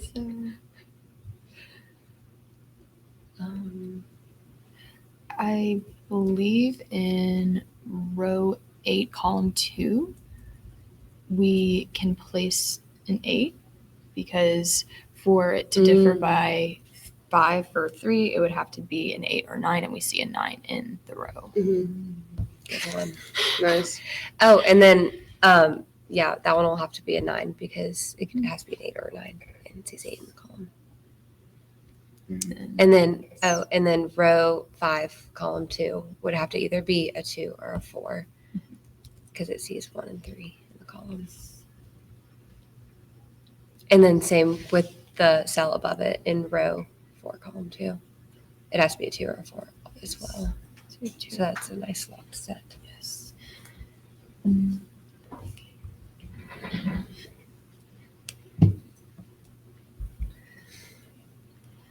I believe we can center mark a 6, 7 in row 9, column 3, because it would have to be a 6, 7, 8, or 9, but it sees an 8 in the box and a 9 in the column.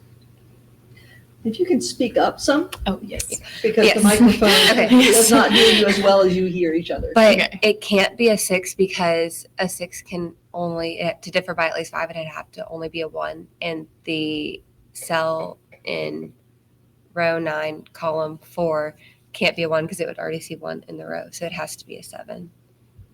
So it can't be a 6. Sorry. Yeah, You're 7 good, there. yeah. And then for a 7 to differ by at least 5, it can only be a 1 or a 2, and it sees a 1 in the row. So that has to be a 2. Okay. So then. So then For for that's also be a 7, 8, or 9, and it sees 8 and 9 in the row. So that will have to be a 7 as well. And then a 7 can only have a 1 or a 2 adjacent to it. And so that see a 1. above it will have to be a 1 and a 2.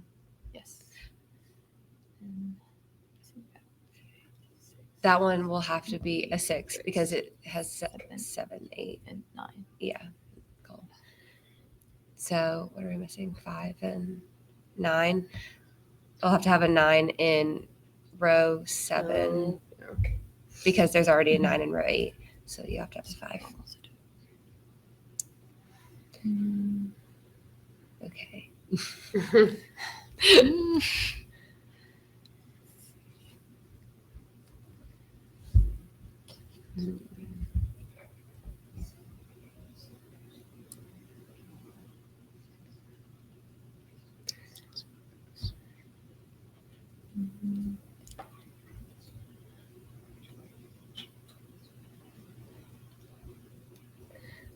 We can corner mark in box 5 in row 6, columns 4 and 6. We can corner mark a 5 because it's the only 2 spots where there's not 2 cells where there's not a whisper 5.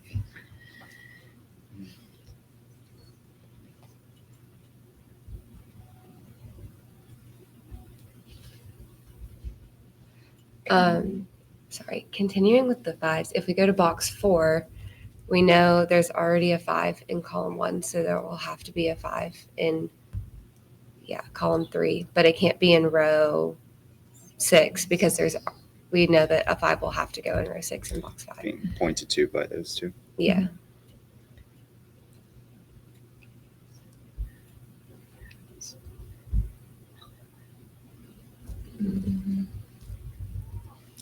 We should know that there is a 5 in this column, Yes. but it sees the 5 in Mhm.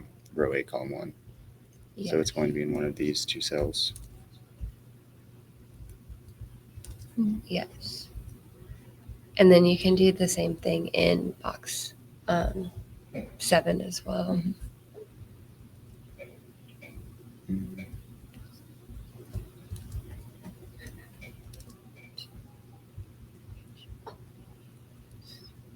We should also have a 5 in one of these 2 Mhm. cells because Yes. it's being pointed to by box 5.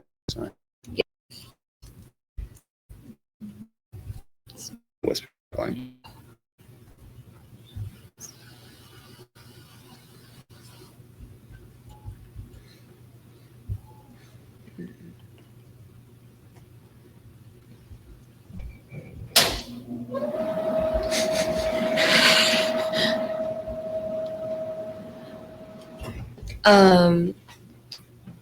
Okay. So in row 8, column 6, it would have to be a 1, 2, 3, or 5 or 4. 1, 2, 3, or 4. But there's already a 1 and 2 in the box. It has to be a 3 or 4. And in row 7, column 6, to be 3 or 4, the only numbers could be 8 or 9. But there's already a 9 in column or in row 7, so it has to be an 8. So then in row 8, column 6, it has to be a 3 to differ by at least 5. Because if it's 4, it's only 4 difference. And then below, Yes. that would have to be a 9. Yes. And I believe we can place a 2 in row 7, column 7. Yes. Because it would have to be a 1, 2, 3 to differ by 5 on the whisper 5, and we see a 1 and 3 in the row. Yes. So So it's a 2. yeah, in column Yeah. 7. Yeah. So then the 9 would have to be a 1, 2, 3, or 4, but it sees 1, 2, and 4 in row 9. So there would have to be a 3 there. Which would make that either an 8 or a 9, but we see a 9 in the row. So It's an 8. And then a 3, 2, or 1, and it sees a 3 and 2 in the row. So it's a 1. And then above it, you'd have to have 6, 7, 8, or 9, but it sees 6, 8, 9 in the row. So it has to be a 7. And then above, oh no, they can't. Oh yeah, wait. No. And then that's a 2 or a 1, but there's a 1 in the column, so it would have to be a 2. And then 7, 8, or 9 above it, but it has 7 and 8 in the column, so it's a 9. Oh, but if we go back to row 2, column 6, yeah, there you go. It sees a 3 in the column, so it has to be a 2.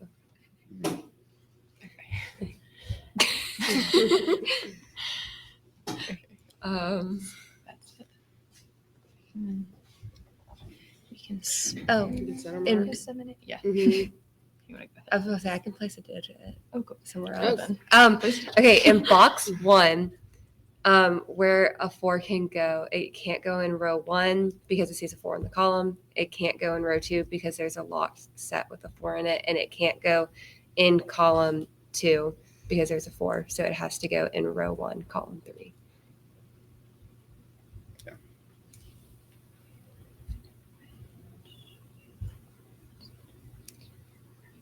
Which you can also then finish that cage because it has to. Oh wait, no, I'm doing the math wrong. Sorry, I In haven't actually looked at it. in row 3, column 7, we can center mark a 7 or 8, and then we can also place a 4 in row 3, column 8, because it can't be a 4 in that row on the Whisper 5 line based off of the center marks we just placed. So that's the only remaining digit by Sudoku. Remaining stuff. You also, based on the center marks we placed in row 3, column 7, it could only be a 3, 2, or 1 in row 4, column 8. But you see a 1 and 2 already in the column, so it has to be a 3. And so then in row 3, column 7, it would have to be an 8 to differ by at least 5 from 3. And then in box 1 in the 12 cage, it has to add to 8, but it can't be 1 and 7 because it sees a 1 in the box. It can't be, oh wait, no, it could be 6 or 2, 6 and 2. or 3 and 5, never mind. I keep doing my math wrong. So But never mind. if we still Can't want to be. center mark it, we can, because we're still only seeing Yeah. one direction for the 3, 5. Yeah. So it's either a 6-2 and then 6-2 in either of the cells. I just keep doing my math wrong, guys. But My it brain's can't not be a working, 2 so I usually because write of the 2, 4 it. set in row 1, column 2. So it can't be a 6 in that cell. Yeah. Okay. That's a good Either one. 5, 3, or 2, 6. It actually does have to be a 2 in row 1, column 1, because a 2 can't be placed anywhere else in the box. It sees a 2 in row 2 and 3, and the locked set 2 in column 2. 2, 6. Which means we can do a 5, 7. We can place an 8 because it sees an 8 in row 3 and an 8 in column 2. So the only place for an 8 to go in the box is in row 2, column 3. And we can center mark 5, 7 in box 1, column 2. Based off of the lock set. And we know that then there's a 3 in row 3, column 1.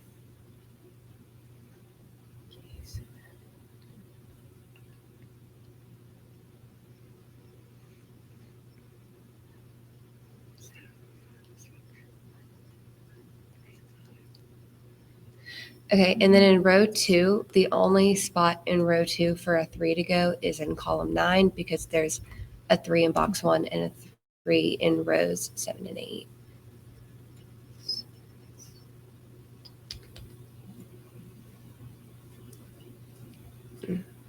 They can't place that 6 there. No.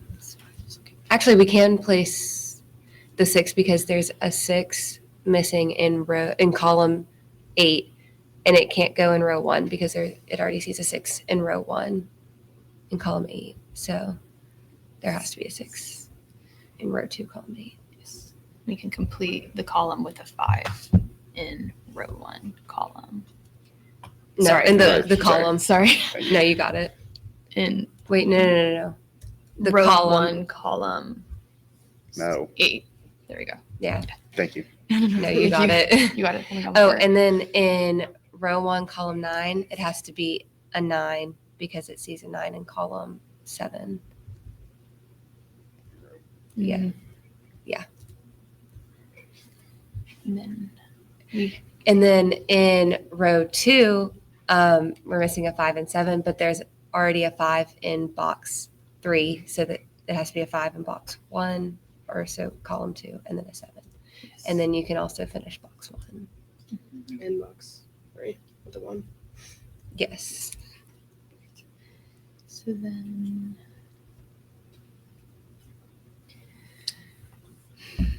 we can center mark a 5, 6 set in row 3, box 2. Mm-hmm. 5, 6. Yes, I believe so. Yeah. Yes. In row 1, in column 6, it already sees a 3 and an 8 in the column, so a 7 has to go there.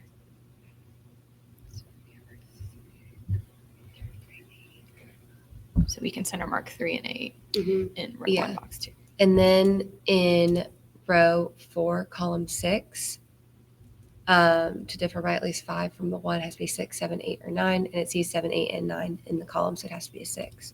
So then to differ by at least 5, oh yeah, you can fill. Yeah. You can do this. Yes. Then to differ by at least 5 again, yeah, you got that one. It has to be a 1 on, yeah, right there. You can finish the column, the 4. Oh, yeah.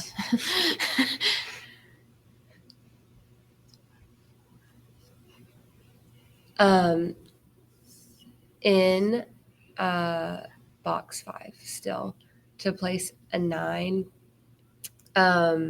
it sees 9 in columns 5 and 6, and in rows 5 and 6, and in column 5. So the only spot for a 9 is in row 4, column 4.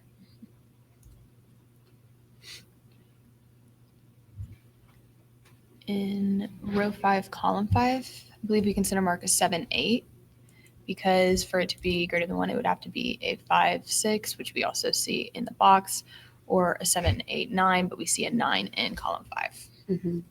And then in row 5, column 4, it would have to be 1, 2, 3, or 4, and it sees 1, 2, and 4 in the column, so it has to be a 3. So we can finish row 1. And then we also know the only other low digit on that line would have to be a 2, because it sees 1, 2, 3, or 1, 3, and 4 in the box. So it has to be a 2.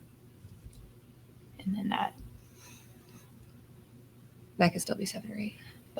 But To differ by at least 5 in row 6, column 5, it would have to be an 8 or 9, and it sees 9 in the box. So it has to be an 8. And then to finish the box, you can have place a 7. Oh, and then our locked set we can fix because it sees a 2 in the row. Mm. Let's see. Okay.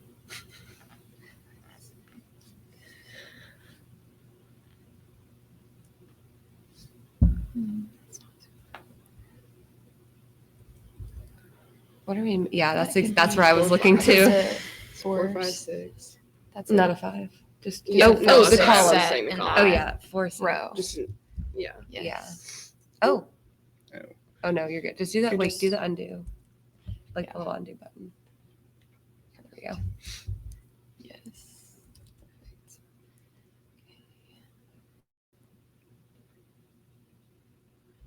And then I mean it could be a 4, 5 in row 7, column 5, and a 5, 6 in row 9, column 5.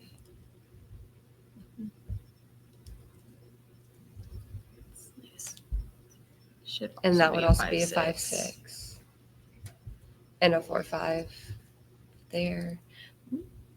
So then if we have But it can't be, wait.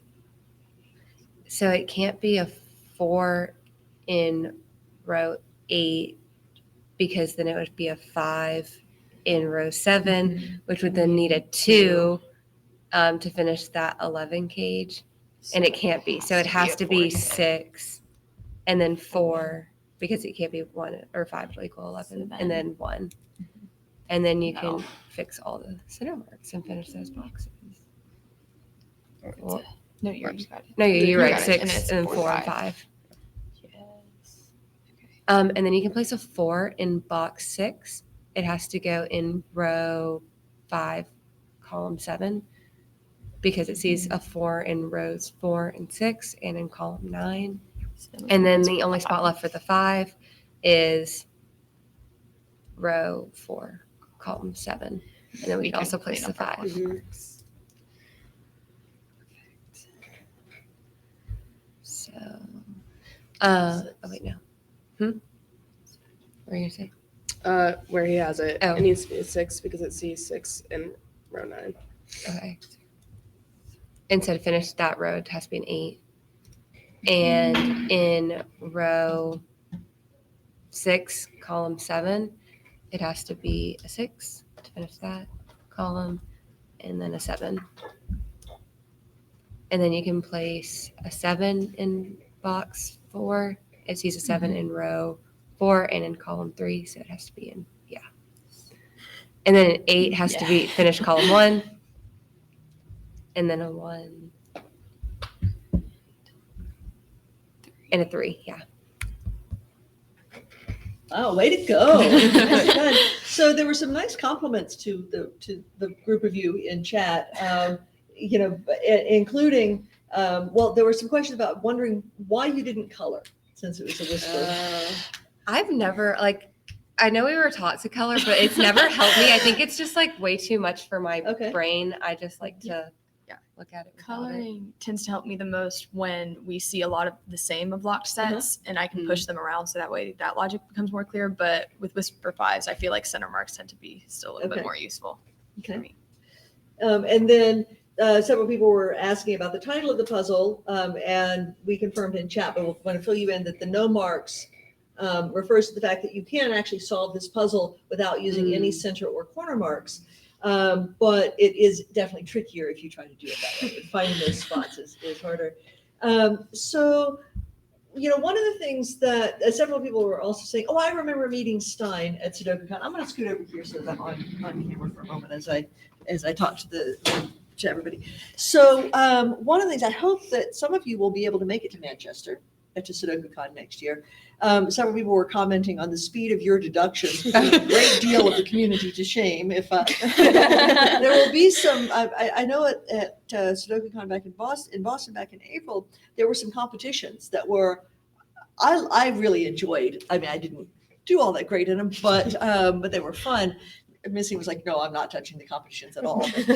So people come into the solving with different things that they want to get out of it. But I think that you would probably do quite well at some of those speedier competitions. But nice communication with you all. So I noticed Double Undercut, you actually stayed mostly quiet and mostly were just recording deductions. And that's one of the interesting things, right?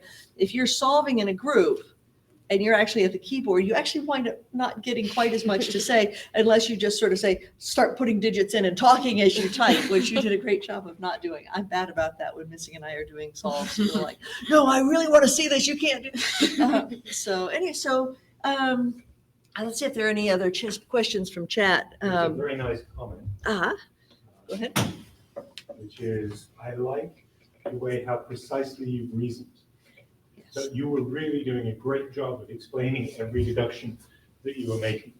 So very impressive. And then Paul Fly is saying that the just one cell competition in particular was great. Now, we haven't done much just one cell in your class. We did do some just one cell type things in the other class. But some other things just to announce real quick. So at SudokuCon 2025, there was a big puzzle quilt that was a lot of different puzzles. We contributed one, other people contributed, and it was live solved. I mean, it was solved during the event with everybody sort of going up and putting in digits, and you'd wander around and you would see a whole group of people at this puzzle quilt solving the puzzle. And for me, I mean, it's a great reminder of what happened, and then sort of that joy of solving with people. And there are people out there. The first SudokuCon stream that we had, there were people in the first block seeing the students going, this is what it's like to solve Sudoku together. And so if you've not ever had the joy of that. Almost nobody had met any other members of the community. Yeah, partly They were because dead we're coming jealous out of us because pandemic. It was, we had 20 students we'd worked with. Yeah. If you have ever had an experience, that is one of the most wonderful things about SudokuCon. You can meet people that you've maybe interacted with online, or you can solve with people, you can set with people, and you can go up and you stand around like the puzzle quilt, and you're all standing there going, I think it has to be this. No, wait, it's that. Oh, but there's this other piece over here. And you'll come back and somebody might have placed a digit that had eluded you. But anyway, for those who were at SudokuCon, you will have a particularly emotional connection to that quilt, which is on auction. But even if you weren't there, it's a really impressive thing. And it has been touched by pretty much everybody who was at SudokuCon 2025, which is by no means all of the sort of the luminaries in the community, but a lot of them. And so if you're interested in owning that piece of memorabilia, you can go bid on it on eBay. Tallcat is suggesting that perhaps our students should create 2026 quilts. And I think certainly they shouldn't create all of it because other people will want to contribute. But I think that actually having that be a piece of that everybody sort of has a piece of the quilt that goes in for 2026 would be lovely. Maybe we can coordinate with James on that. And yeah, he did a great job of coordinating everything last year. If he's willing to put that hard work in again. Yeah, seriously. Yes, I think that's a good idea. And they've certainly, what happened with the quilt was we were given some digits. We were told, use these digits in these spots, and then no outside clues because it would interfere with other parts of the quilt. But other than that, use the constraints you want to use, and then send me the digits that are in these spots. And that went to other pieces. Actually, no, it wasn't quite that. It was that we had to come up with a puzzle that had between 10 and 20 solutions so that it could be glued together with the other part of the quilt. Yeah, that's what it was. Yeah, so if James Sinclair would be willing to organize that, or somebody else, that would be fantastic. So one person has asked, they said they noticed that you didn't use the conflict checking where it points out when there are pencil marks that are that turn red in the solving. And they asked if that was your personal choice or not. And we've answered in chat that we encourage you not to lean on it.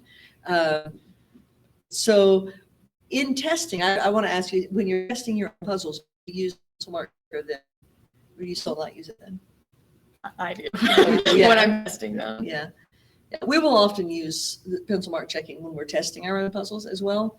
But I like to run through it at least for a final test without the pencil mark checker, just to make sure that we're not relying on spotting a hidden single that would be difficult to see otherwise. So, and James Sinclair says he's happy to consult and contribute if someone else takes the lead on it. So, fair enough. I can understand that. I'm sure it was a ton of work. I do want to thank all of you for the live solving. I don't think we have time to solve another live in the next We have 2 minutes. 30, 90 seconds, but want to sort of say what's coming up next, because we're going to have a different group of students rotating in. We talked about the fact that we have the undergraduate research group, and that part of the project, that part of what we do, we refer to as the 9x9 project.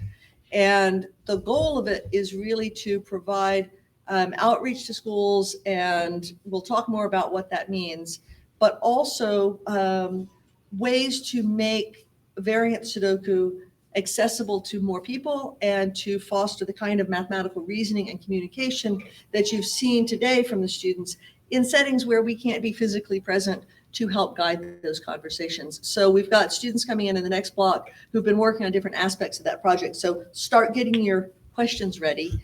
And Oh, could they try to speed solve this puzzle Sven created? Probably not right now. I think we need to switch gears. But there are people saying thank you to the students for an incredible showcase of all that we've been doing. So yeah, we will let y'all filter out here. Feel free to stick around. We have food over in the room, the next room over. Feel free to hang out in there, have food, and keep watching the stream. You're sticking around. Double Undercut is going to be here to ask questions of the project people. So thank you all very much. Thank you.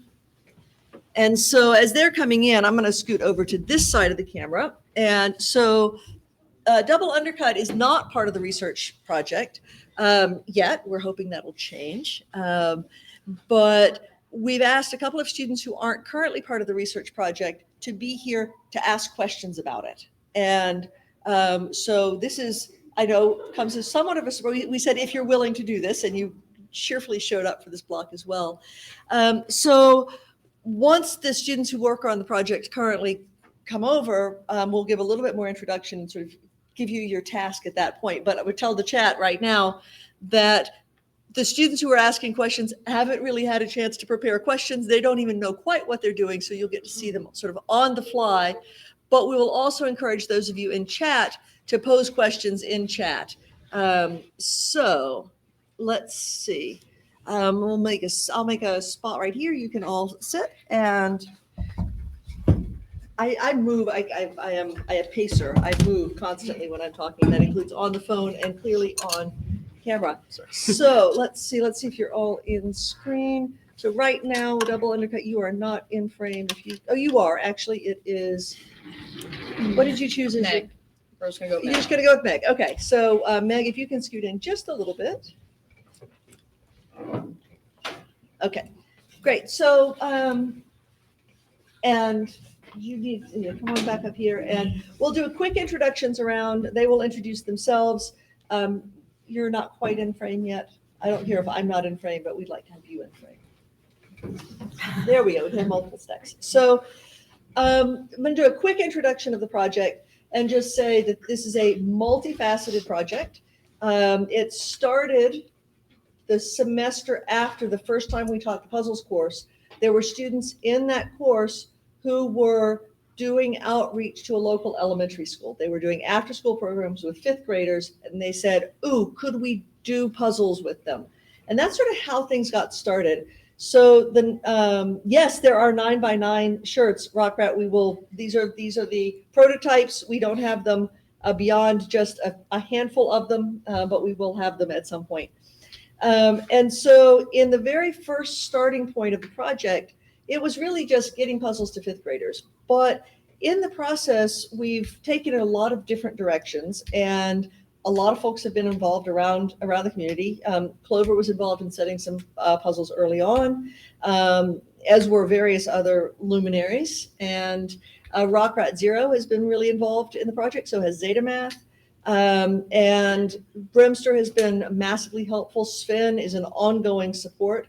And so there are a lot of different pieces to the puzzle, and what we focus on in a given semester depends a lot on which students are in the project and what they want to focus on. And so there are 4 here who are currently working on the project. Out of how many are currently 9, 10, 11? 11. So there are 11 students currently working on the project. 4 of them are here today. I'm going to ask each of them to give a brief introduction of themselves and the part of the project they're working on. Just a quick, no more than 30 seconds. And then after that, we're going to toss it open for a Double Undercut, and I've completely forgotten your setting name.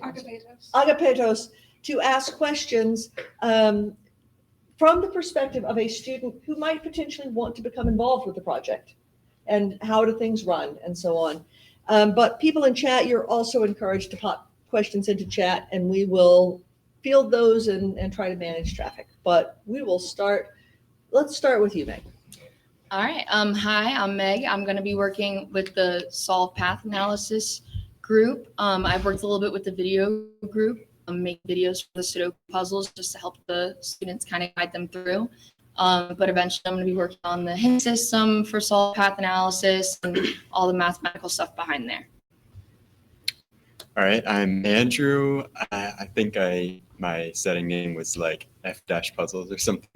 And I'm really on the front end side, although over the summer I also worked on a bit of back end stuff and kind of just getting the website set up to be playable, but also something that we can scale later on. Hi, I'm Claire. I do not have a setter name. This is my first semester in the CI working on the project. I'm working on the video solves part of the project. I most recently did a video about the rules and just the basic terminology. And yeah. Hi, my name is Saya. I'm currently the project manager this semester for the 9x9 project. I try to manage everybody to make sure that we keep up with the 9x9 project and their progress. Great. Now, you tossed out some terms that I'm guessing that the two of you are going, wait, what do you mean? So ask them questions. I'm personally curious about what like the back end for this looks like. So I'm gonna just zoom in so I can talk about it. But our friend Cassie, who's not here today, is the lead of that team, or the only member of that team. And she kind of created a diagram where we talk about all the features that are going to be in this project later on. So things like hints, you have to think about all the specifics and like data that we need to store about hints, like what puzzle it belongs to and things like that. So it's a whole big diagram that goes into all the future parts of the website, so that when me on the front end, I go through and I look at the chart and then I design the website in a way where it sends that information to the tables correctly and does all that. So I'm going to actually step in for a moment and say I think we need a higher level view of this, because you've mentioned some things.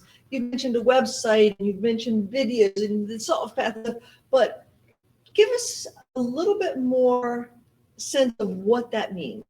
What is this website all about? I think the biggest point of this website is just to make like Sudoku accessible for kids and give them kind of an environment where they can come to this and they can improve their skills without worrying about competition or without really worrying about like a timer or anything like that. Just the simple bare bones variant Sudoku that is what kind of teaches these skills. Yeah. Sorry. No, and I was just also going to add some like mathematical reasoning to where some kids, we really want them to be involved and enjoy math. And so through a lot of the variant Sudoku and through the 9x9 project, the goal of it is really to have this be accessible for a lot of younger students, whether that's, kindergarten through 8th grade, so that they can get used to using those mathematical reasoning skills and those critical thinking skills for them to build on their math. And I think that another big reason for the why Sudoku is such a good introduction to building mathematical reasoning is it takes a lot of the weight off of the heavy computational stuff that students are used to in the classroom, and it gets them used to reasoning, and they have to use proofs rather than like guessing and actually go through everything.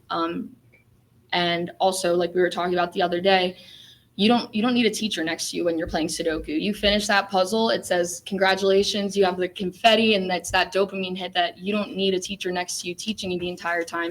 Hopefully we get it to the point, we will get it to the point where that hint system is almost going to act as that other person too. All right. Do you guys have any questions based off of any? Yeah.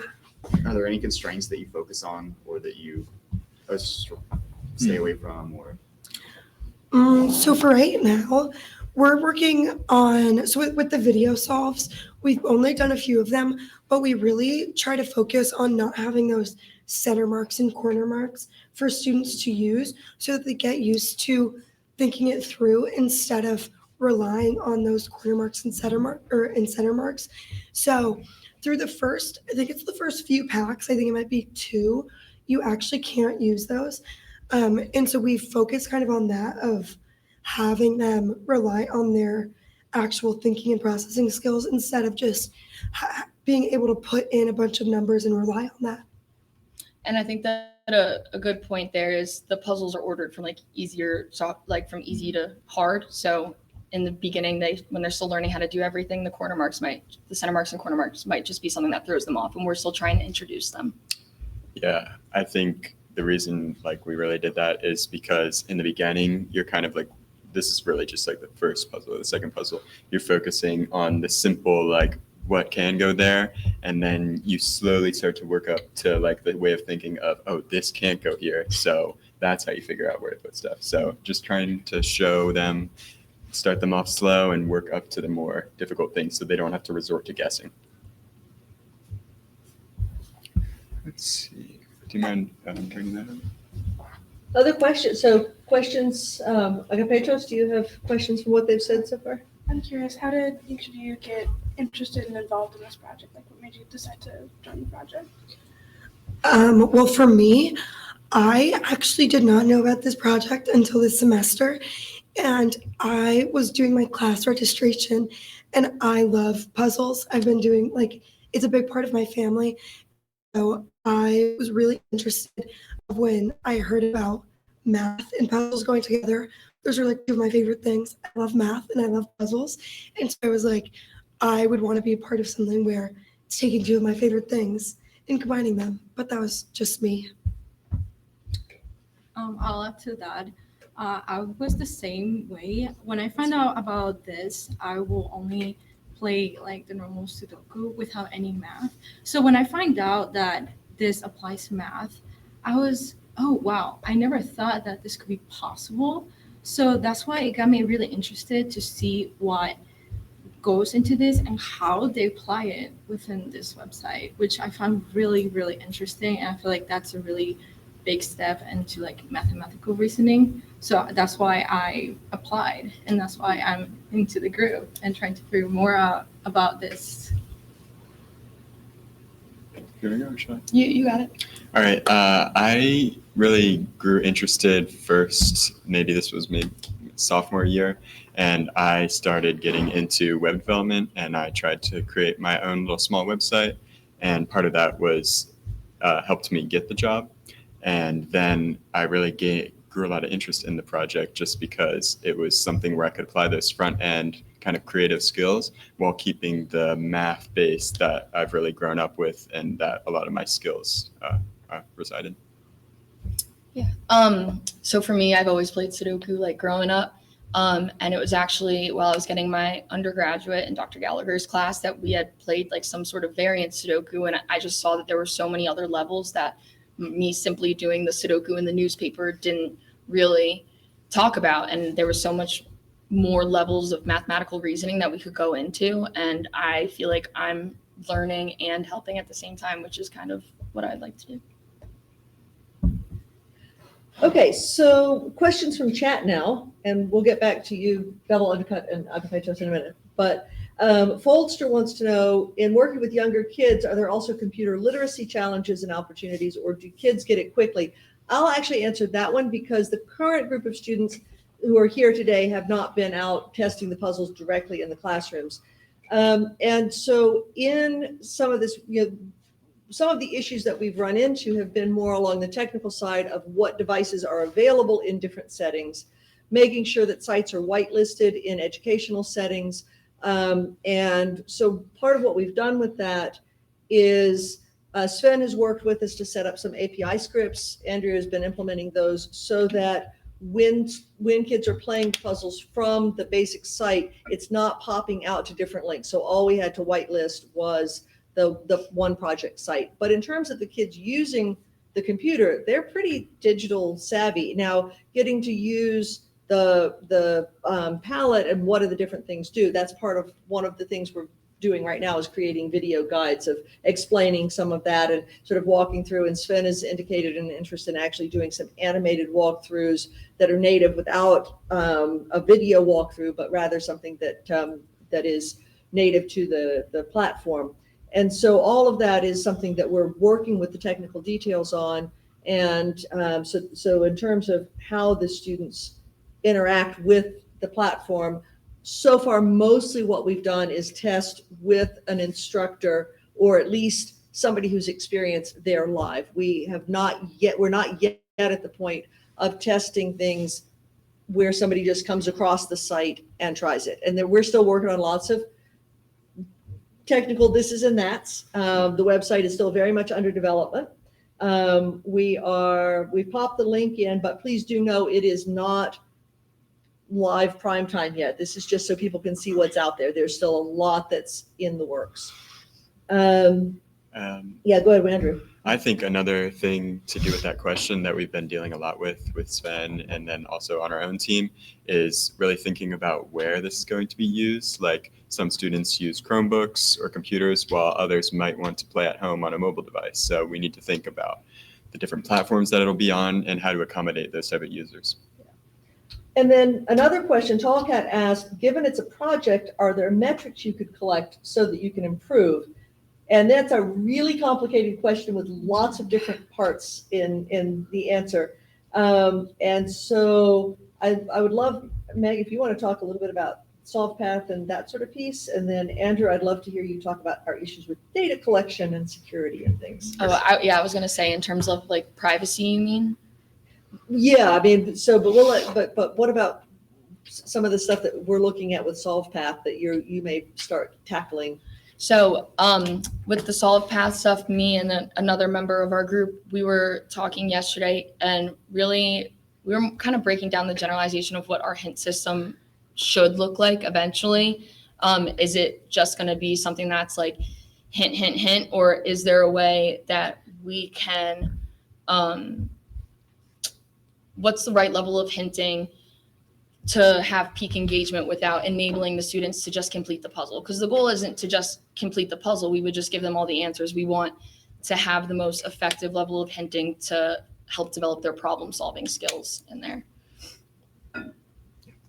I guess, and then on the privacy side of things, there's really a lot to get into. I guess the first thing that came to my mind was the admin pages. So when we design the site, we have to keep two things in mind. We're going to have the users and the students, and then we're also going to have us on the team who want to access the site in a different way, and we want to publish puzzle packs, and we want to do all these types of things.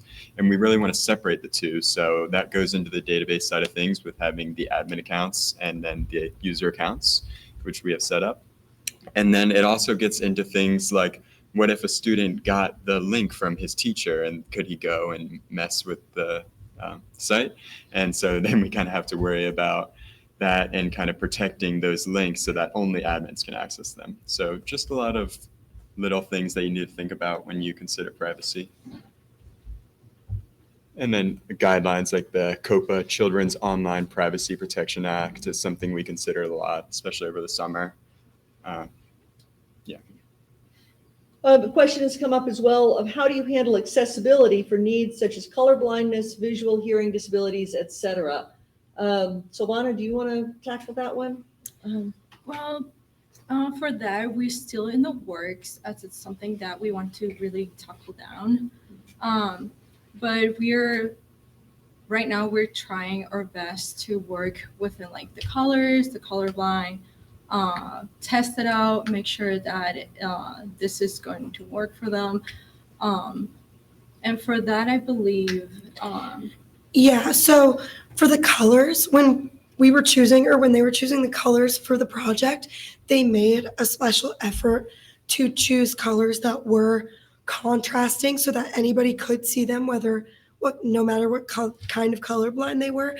So that went into the original kind of branding image of the project. So that was an original thought. And in terms of visual and hearing impairment, we are still working on that a little bit through the videos. We've been trying to make it as accessible as possible through all types of ways. But yeah, we're still definitely working on that through the videos. But the main thing was through color blindness.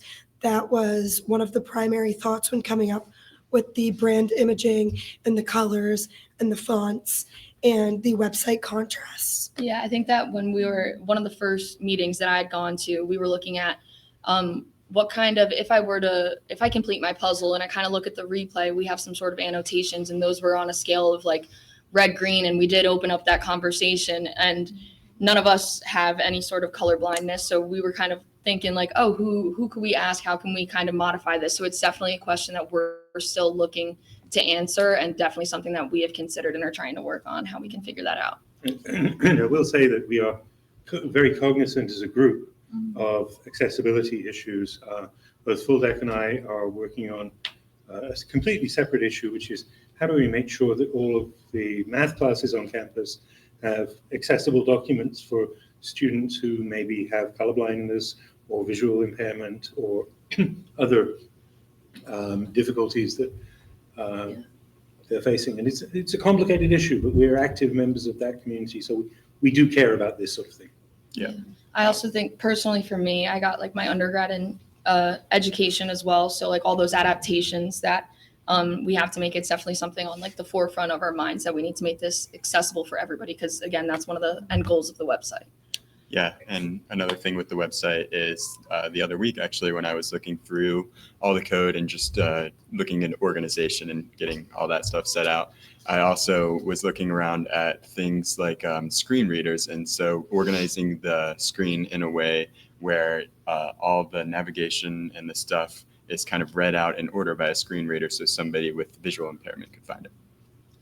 I also believe on the video source, we also wanted to add captions to make sure for the people who can read it, also to make sure that they understand.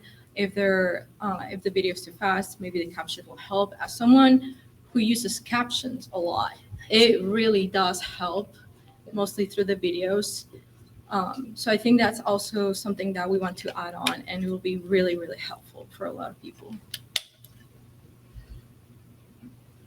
Yeah, so Foldster says amazing consideration for so many things, and that is absolutely, I mean, what's driving, I think I speak for you as well, Missing, what's driving us in particular is we want the whole world to be able to enjoy variant Sudoku and to think about mathematical reasoning in ways that might not be how people traditionally see, oh, this is what math is, and that you see math as being something that you can do, that you can enjoy, that it is about reasoning and communication. So yes, absolutely trying to take all of this into consideration.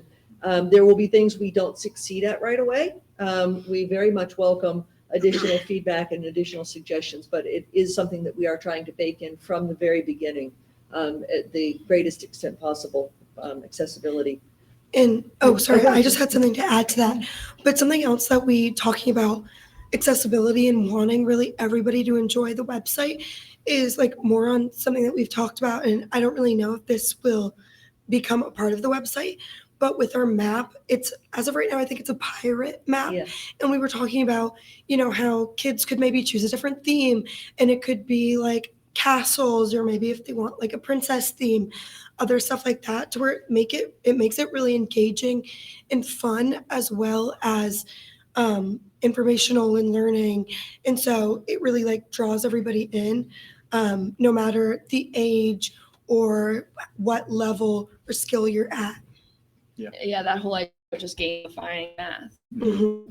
Pelflin asks if there are plans to have it in more languages.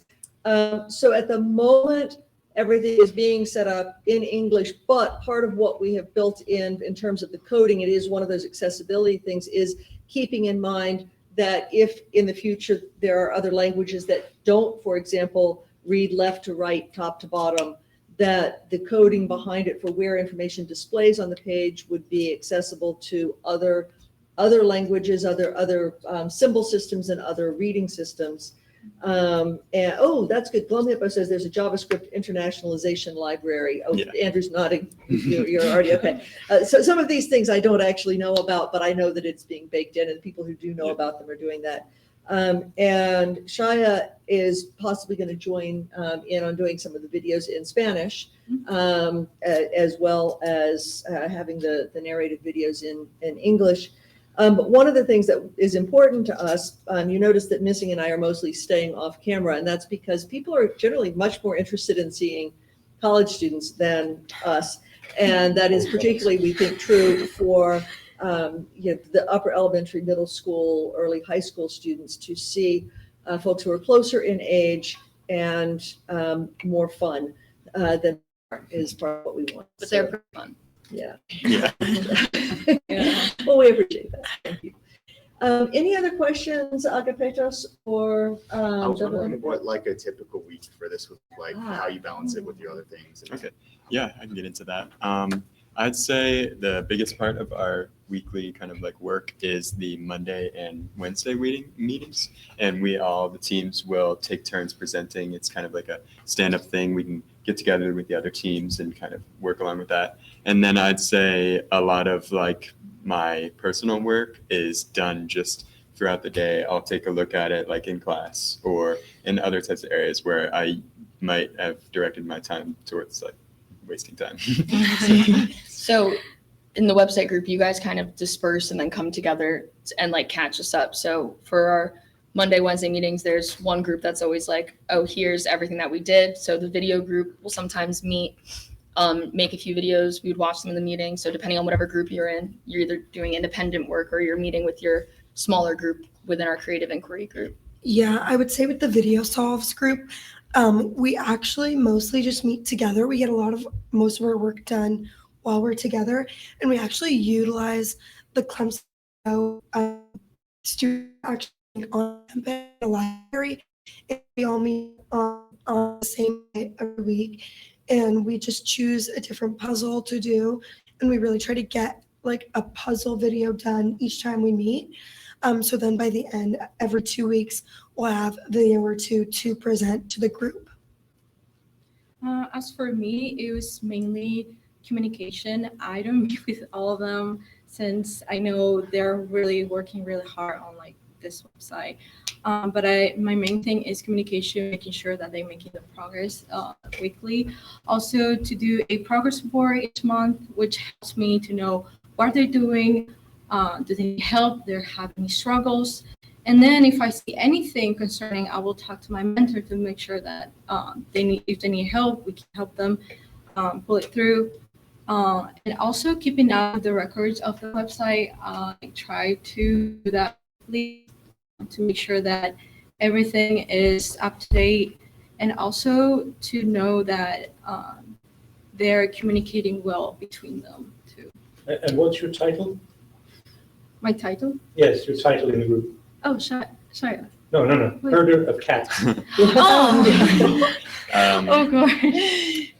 I'd say one last part that I forgot to mention is with specifically the front end and back end teams. One thing that really helped us is to have these 2 meetings on Thursday and Sunday that most of the time we don't actually need to do it, but having those days set out where we know we're all free is great because it keeps the communication between the teams going and seeing if we need help. It just keeps it very transparent and good for working together.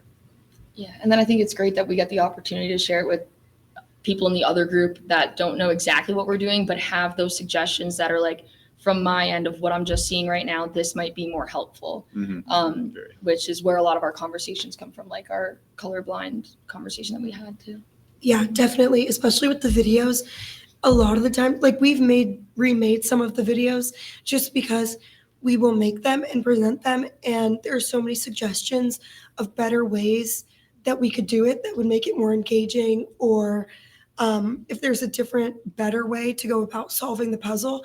And so those group times on Mondays and Wednesdays are really to hear some of the other perspectives of the other people in the project who have other ideas that we maybe didn't necessarily think of at first. So I want to actually come back to one thing that's in chat. So Paul Fly is pointing out specifically about rules and how hard it is to translate those. And I was just say one of the things that we have built in the architecture behind this is that for the rules, the database of puzzles behind the scenes has tags for different rules that will pull up icons and short description of the rule, and then a more complete description. So it's actually built into the system that if we do want to have rules in a different language, it would be very easy to just have that version of the rules, and you can toggle between languages. So although we're not doing that yet, we are trying to build the architecture, the underlying architecture, to be friendly to that sort of expansion down the road. Like pop constraints into the chat too? I don't think so. We are just about out of time on this. We've got Zetamath in the so much to talk about. We're running out of time. As usual, yeah. Yeah. So thank you all very much. And Double Undercut and Agapetas, we hope that you will want to be involved in the project in the future. We appreciate you being here to be part of this session and asking questions from that student. Thank you. And thank you all on the project. One of the things that's difficult for us, you feel free to roll out. I'm going to move over and sit behind the camera now. One of the things that's, feel free to hang out and have food. Keep watching it. Oh, I will. Yeah. So one of the things that's interesting for us is that with different students each semester, it's really important to us that the students get as much out of the project as they put into it in terms of their own interests, their own career goals, their own development. And so the project is big enough, so enough things to do that people can really choose, this is what will most advance my interests, and it still fits within the scope of the project. But sometimes things that were underway sort of become less active and other things become more active. So from semester to semester, the focus of the project changes a bit, which is a lot of fun, but also a lot to manage, which is why our herder of cats is one of the absolutely most critical roles. Missing has wandered off. He'll be right back, but we do have Zetamath waiting, and it just occurred to me, Tall Cat, I have no idea how we're going to do sound so that we can hear what Zetamath is saying without having a huge echo. So I will look forward to advice from Tall Cat about how we're managing that part of it. I've got 7 different screens, I think, at the moment. So let's see what we've got. Tall Cat, what do we need to be doing? Maybe we should bring the blind down now. Oh, maybe. Getting sunlight Yeah. coming in. I don't know.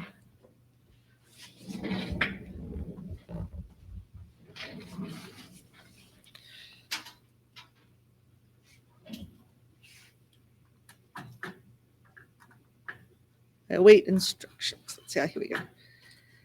Unmute the audio, and we're going to do our best with echoes. How is that?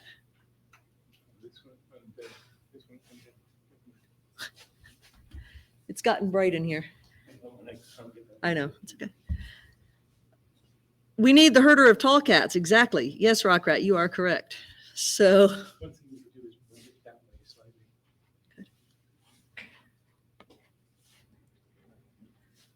Okay, so I can see Zeta,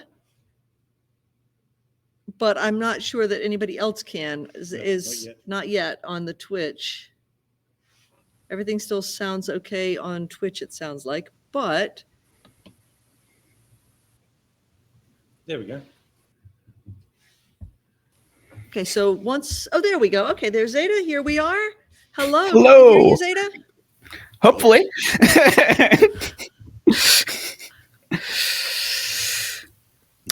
Can we now? Test, can you? Hear Zeta. Yeah, Okay, excellent. You. Ooh, and I'm not getting an echo. That's good. That's unexpected, but very happy. Good. Yeah, I also didn't hear How's an it echo. going? Excellent. Good. How about you? We're almost with our 3-hour chunk of the block, so it's good. Oh, excellent, excellent. Seems like it's been going well so far. Well, thank you, thank you. The students make it easy. They're Yeah, the students wonderful. are fantastic. So yeah, we have no complaints on that front. I'm going to shift some screens around because we're looking at different things now, and I want to be able to see you. Yeah, because and otherwise, also you're on gonna this, be it'll be looking at you. synchronized. There we go. All right. I'm being told So, I'm loud. so we should maybe give the folks listening in a sense of why we might be talking in this session and what's similar and what's different and how life is. They've been hearing from our students. Why don't you give us a quick overview of what your class is all about?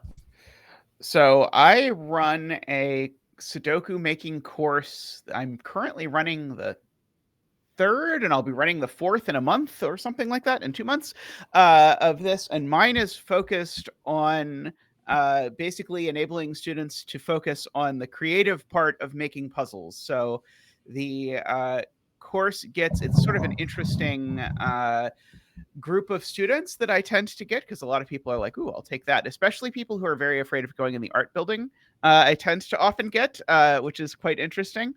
But it's a course that really sort of mine is almost entirely focused on students making puzzles. And so I give them a bunch of examples and let them sort of solve and decide what they want to make on their own. I just this past week gave them puzzles that contradict normal Sudoku rules apply, because they've been writing that as the first sentence of their rules for everything they've made and everything they've solved for the entire semester. But they got a whole pile of all of the things that don't start with that sentence. So I got to watch several students solving an S-cell puzzle and solving mean minis and all sorts of other variations of things that don't quite fit that. So that has been fun. They're getting to the point where they're quite experienced now as solvers, because they've been doing this for, I don't know, 2 months, 2.5 months or something. So now they're a lot more comfortable with these things. Excellent. Oh yeah, the orb stuff would definitely fit in there, Demano, who does some of the things. Yeah. So how many students do you have in your section? 20 is my cap that I have. Okay, so you have 20.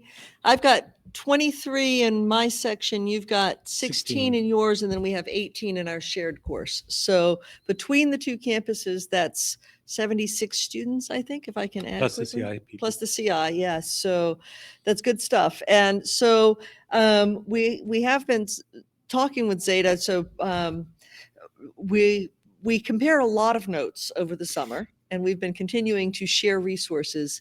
And Rock Rat Zero, we should say, has also taught a course like this, but as a 1-unit course rather than a sort of a full block course. But we're hoping, Rock Rat, that you will also be teaching a similar course at some point in the future, and we can continue sharing our resources that way. And if anybody is interested in teaching a course like this, yes, we reach are out. preparing a large number of materials that we will be happy to share, including curriculum and essentially textbooks, but it's all online and free.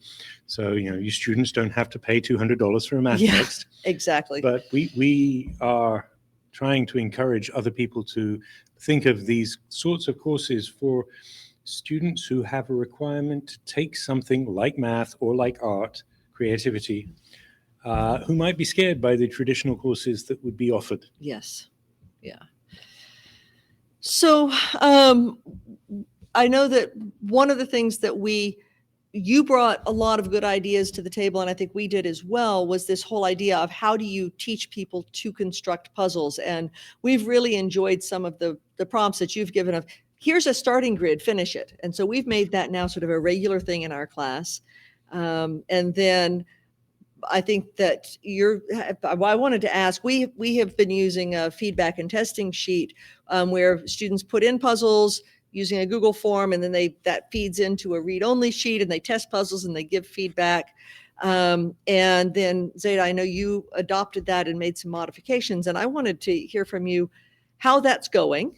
I know you're very excited, as we are, about having a puzzle portal so that we don't have to manage spreadsheets, and hopefully that'll be live we expect that to be live in January. There's no reason it won't be.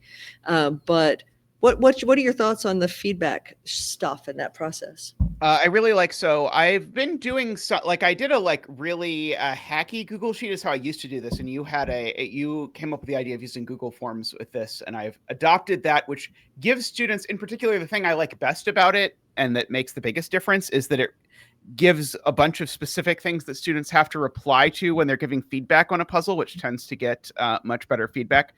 Also, it's far crueler than mine because it has them rate how good was this puzzle on a scale of 0 to 5. So it nags students into doing better when their puzzles repeatedly come back as 0 of 5 or whatever.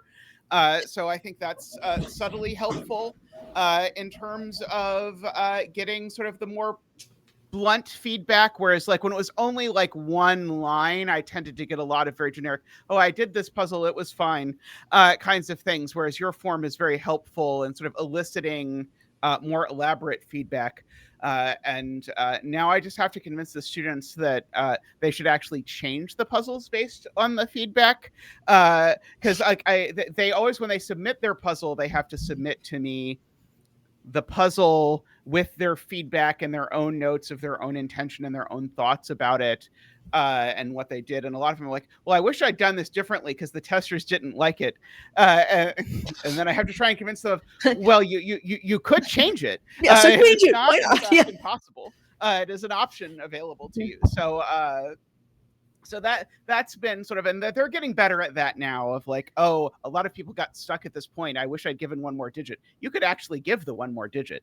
And then that actually works quite well. So I think that the sort of the feedback loop is very helpful. And the funny thing that's happened this semester that I enjoy is that the students, of course, need to get their puzzles tested. So it creates some sort of like weird economy of puzzle testing.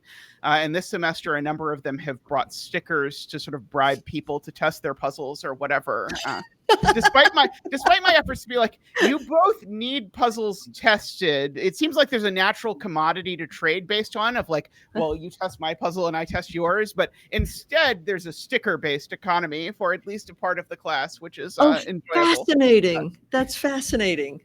So the sticker-based economy, are there like premium stickers? Are there like glitter stickers that are? So there are some shinier stickers, but there's also like a one of the students who's decent at drawing has started bringing in like, tell me what you want to draw and I'll draw you that on masking tape and you can wear it. So like I actually just took off my masking tape penguin. I should have worn it for this, but I didn't think I was going to talk about it.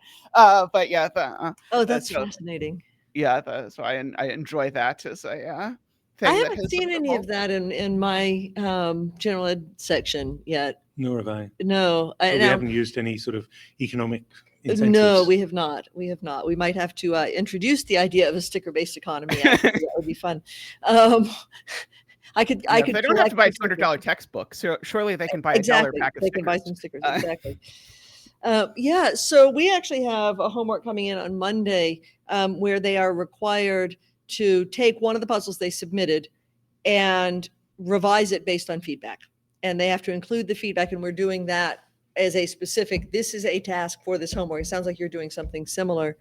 We have in the general education version of the course, they've had a portfolio for each of the units. So they had a solving portfolio, they had a reasoning portfolio, and they're going to have a constructing portfolio. And right now, I think our students are feeling a little bit drowning in assignments because it feels like a lot, but we keep saying, no, actually you can triple count things. This could be part of your homework and part of your daily challenge and part of your portfolio. And what we want is when they get to that reasoning portfolio, we've said repeatedly that the idea is that you should have so many puzzles that you have constructed that you can choose your best work, that you don't need to create something brand new for this reasoning portfolio. And in fact, you shouldn't, because you want to be putting in something that you've had a chance to revise based on the feedback. And I think some of our students some of them are so excited. The students who were in there who are art and architecture majors were so excited that we were doing portfolios. And this idea of choosing your best work to put forward rather than do this, be done with it, never look at it again is, I think, a novel idea for some of them in a math class. So yeah, I also have a portfolio at the end, and so like they like have their midterm grades, and their midterm grades are low, and lower than they would hope perhaps. And I tell them like, well, but the good news is that at the end of the semester, 40% of your grade is your choice of what you think is the best out of everything that you have done. And you have a lot of clues that might help you figure out what things are the best out of what you've done. Although I did have to institute a policy that one of the things I grade in the portfolio now is diversity of puzzles, so that I don't have someone give me 6 Renbon puzzles. As much as I might enjoy 6 Renbon puzzles, but I have to say, like, you have to try and convince me that you have actually done something other than that. Bonus points for how many different constraints they've used, so that if they just use 2 constraints in all of the puzzles they submit, they get a couple of points. If they use 5 or 6, they might get up to 15 points on the assignment, whatever that means. I think we ask it's either 4 or 5 different constraints is full credit, but then you can get bonus above that for additional, but not all in the same puzzle. They are only allowed to submit one puzzle that has more than 2 different constraint types. They can, and most of them have to be a single constraint type plus given, and then some that's, now they set puzzles with 73 different constraints just for fun anyway, but we're going to make them in the portfolio have ones that are really getting them to explore the logic associated with a single constraint or the way 2 specific constraints interact, because I think that's a really useful thing. What do you think? Dream Librarian is asking, what is our grading criteria? What are the grading criteria? Depends on which piece. So for the portfolio, in our attempt to make it feel less overwhelming, we have set it up as a whole bunch of different assignments so they can hand in a piece at a time. Now, it winds up looking incredibly overwhelming because it looks like 20 assignments all due the same day. But we've been talking through that in class, at least in my section. And right now we're talking mostly about the general education version of the course because the honors version is a sort of a very different structure. But within the constructing portfolio, for each of the puzzles they hand in, there's sort of a baseline. Does it have a unique solution that is humanly findable? Does it have a title? Is the author list complete? Are the rules correct and complete? And if they're not, we get half credit for it, and you go away and you fix it and you resubmit it and you get full credit. Well, but when they hand it in the portfolio, when it comes in at the point, it needs to have already been done. But then after that, there are points that are for the telegraphing, basically. Is it well telegraphed? Is it appropriately clued? Is it, if it's overclued or underclued or unbalanced? All of that comes out in the testing sheet. And so if they have a puzzle that has been flagged through a multitude of tests by their peers as being unbalanced or overclued or underclued, and yet they choose still to submit that, we reserve the right to override the collective wisdom of the class, but we probably won't. Now, we can also go the other way, that if the collective wisdom of the class was that all of their friends got together to rate it highly so that it would pass muster, we can override that as well. So what we really want them to be doing is relying on that peer feedback and making appropriate changes so that when they go into submitting something for the constructing portfolio, it's already been tested. They should know that they're getting full credit on it because they've made revisions appropriate to what was there. Now, they also have to hand in what were all the pieces of feedback they got and how did they address those, or if they chose not to address it, why? What was the reason for disregarding the feedback they got? And so part of the scoring is based on the care with which they responded to peer feedback and testing. So. My grading rubric is very similar. My puzzle grading rubric. So I have what I call the foundations, which is everything you listed at the first of did you include rules? Is it unique? Does it have a human findable, reasonable solve path? And I actually just give them a 0 if it doesn't meet any of those things, and then let them resubmit it. And I've taken to something I find very useful is to just do the thing that every setter hates, which is to just send them a screenshot of where I am when I get stuck and say, what do you want me to do here? And then, I don't know, 90% of the time, I think that leads to them realizing that they made a logical leap or that they're not sure what they're supposed to do. And 10% of the time, it leads to them having had a beautiful thing that I didn't see. And then they tell me, and I'm like, oh, no, perfect, great. And then I go on, or okay, I see what you're going for, but maybe that could have been telegraphed slightly better, or maybe you really didn't want this to be the last step of your puzzle or whatever. But anyway, it's sort of a useful thing. But then I also have past that points for testing.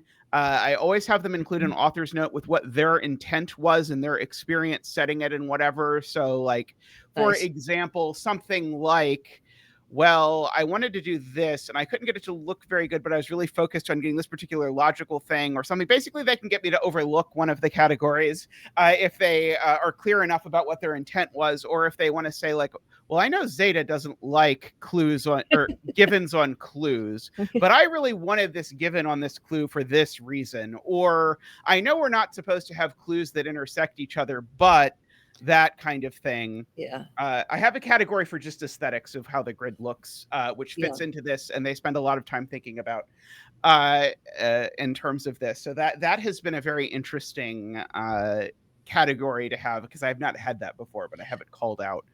Yeah, we have that category in the feedback sheet, but we haven't built it. We haven't baked it into the grading criteria yet. Partly, I'm afraid to, but I would love to talk more about how that's played out, and if there's ever been, pushback, or how you've handled it, and sort of the student saying, I actually really like the way this looks, and this is a matter of personal taste, and so give me the points, or not. I mean, so I think that, can we sit down and have a nice conversation at I'm happy to talk about it. The short version is I haven't had any problems with it, though. But I'd say often the students are more critical and more focused on aesthetics than, like, I'd say more often they in their author's notes say, like, I know this looks horrible, but I really couldn't figure out how to make a little killer puzzle look good. And then I'll point out something like, well, yes, but you did space out your clues very evenly around the side of the grid. Like, you did a lot of smart things to make this sort of as good as you could plausibly make a mono little killer puzzle or whatever. So, but it's pretty easy for me. It's 10%, and it's like, okay, you either get 0, 5, or 10. Like 5 is fine, but I don't see any clear effort. 10 is you clearly focused on the aesthetics, and 0, which usually doesn't happen because students know this is part of the grading criteria, is this looks like some sort of nightmare that I'm not sure. Yeah, you probably did not think about the aesthetics, I'm going to guess, based on this. Oh, got Fold how no thanks how persuade you to do an online version of this course. And I will say that our university would love for us to do that. Our university is super excited about putting everything online if possible. But they would also want to charge an arm and a leg for it. So we'll have to think about other possibilities. Tallcat is being mean to Zeta in chat. Oh no, I definitely give some of my examples of things. Like, I'd say probably my average puzzle is a 5 out of 10 for aesthetics. I certainly give plenty of examples of that where I'd say, like, I'm usually going to get the 95 for most of the puzzles. Yeah, so I'm excited to hear that you're going to get to teach this course again in the spring, and it looks like every semester moving forward. I know it started out as a January 3-week course. Yeah, this time it's January. I'm not teaching in the spring, but I am teaching in January, so it'll be a quick. Okay. So what's your experience on the difference between the 3-week course and the full semester course? So it's worked out to be a lot more similar than I would have perhaps expected. It does give them more time to think about stuff outside of class, because like during the January term, it's like 3 hours a day, 5 days a week. So it is exhausting for all involved, and they don't have quite as much time. But in terms of structure, I was very worried about being like, because I run it mostly as a studio course. So mostly they're working and I'm walking around and helping them or testing one of their puzzles or saying like, oh, you want this, but you can't quite figure out how to make it work or whatever. And I try and help them tweak it or whatever. And I was worried that wouldn't work super well in a 60-minute class, but it has turned out to be fine to have them like work for 60 minutes and work on sorts of things. And then that's like often enough for them to get like solve a 9x9 or get a lot of a setting done on, like, maybe they can set a 6x6 in that time, or get the beginnings of a 9x9 or something like that. So it's turned out that that's actually worked pretty well. So I haven't done that much structurally different as much as I thought I had. I have been adding a bunch of stuff unrelated to the fact that I've shifted from doing it from January to the semester, but I haven't had a lot of, oh, this is clearly different. I think probably the students find it easier given the time to get stuff in, because that's always the problem, is sort of like if students like turn in something a week late in a 3-week course, it's a lot different than turning in something a week late in a semester long course. Very much, very much. So, I had a question, and now my brain is just gone. This is the way life goes these days. Oh, we are 3 hours into we a are 3 hours, and yeah. Yes, the LMD, the scoring of difficulty there. That's one reason that we very explicitly define the difficulty levels in the feedback sheet of the introductory, easy, moderate, hard, very hard. because we want it to be based on sort of a defined rating rather than a. And we I've gotten also better. insist that the students, when they give criticism, be constructive and be Yes. kind when they in their feedback. Yes. Feedback, something that I've learned from Yeah. Simon's videos. I do like your comments, especially when they're Yeah, kind. yeah. And so we use that as a theme for the Yeah. students to follow as well. And we try to model it. I mean, we give feedback in that testing sheet. Oh, I remember what I was going to ask.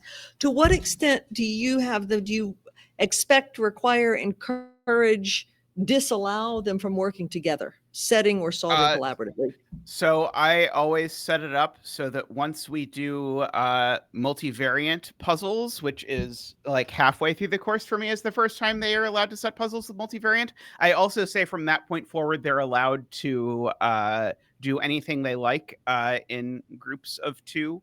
Okay. I've never had anyone ask if they could do it in a group of 3. Probably I would say yes if they really, really wanted to and had a good reason to do it. But we're now back in a zone where, like, somehow last year the group of students was very enthusiastic about, like, just overall was very enthusiastic about working together. This year, I think 0 students have submitted a collaborated puzzle. I think, despite the fact that I said they could.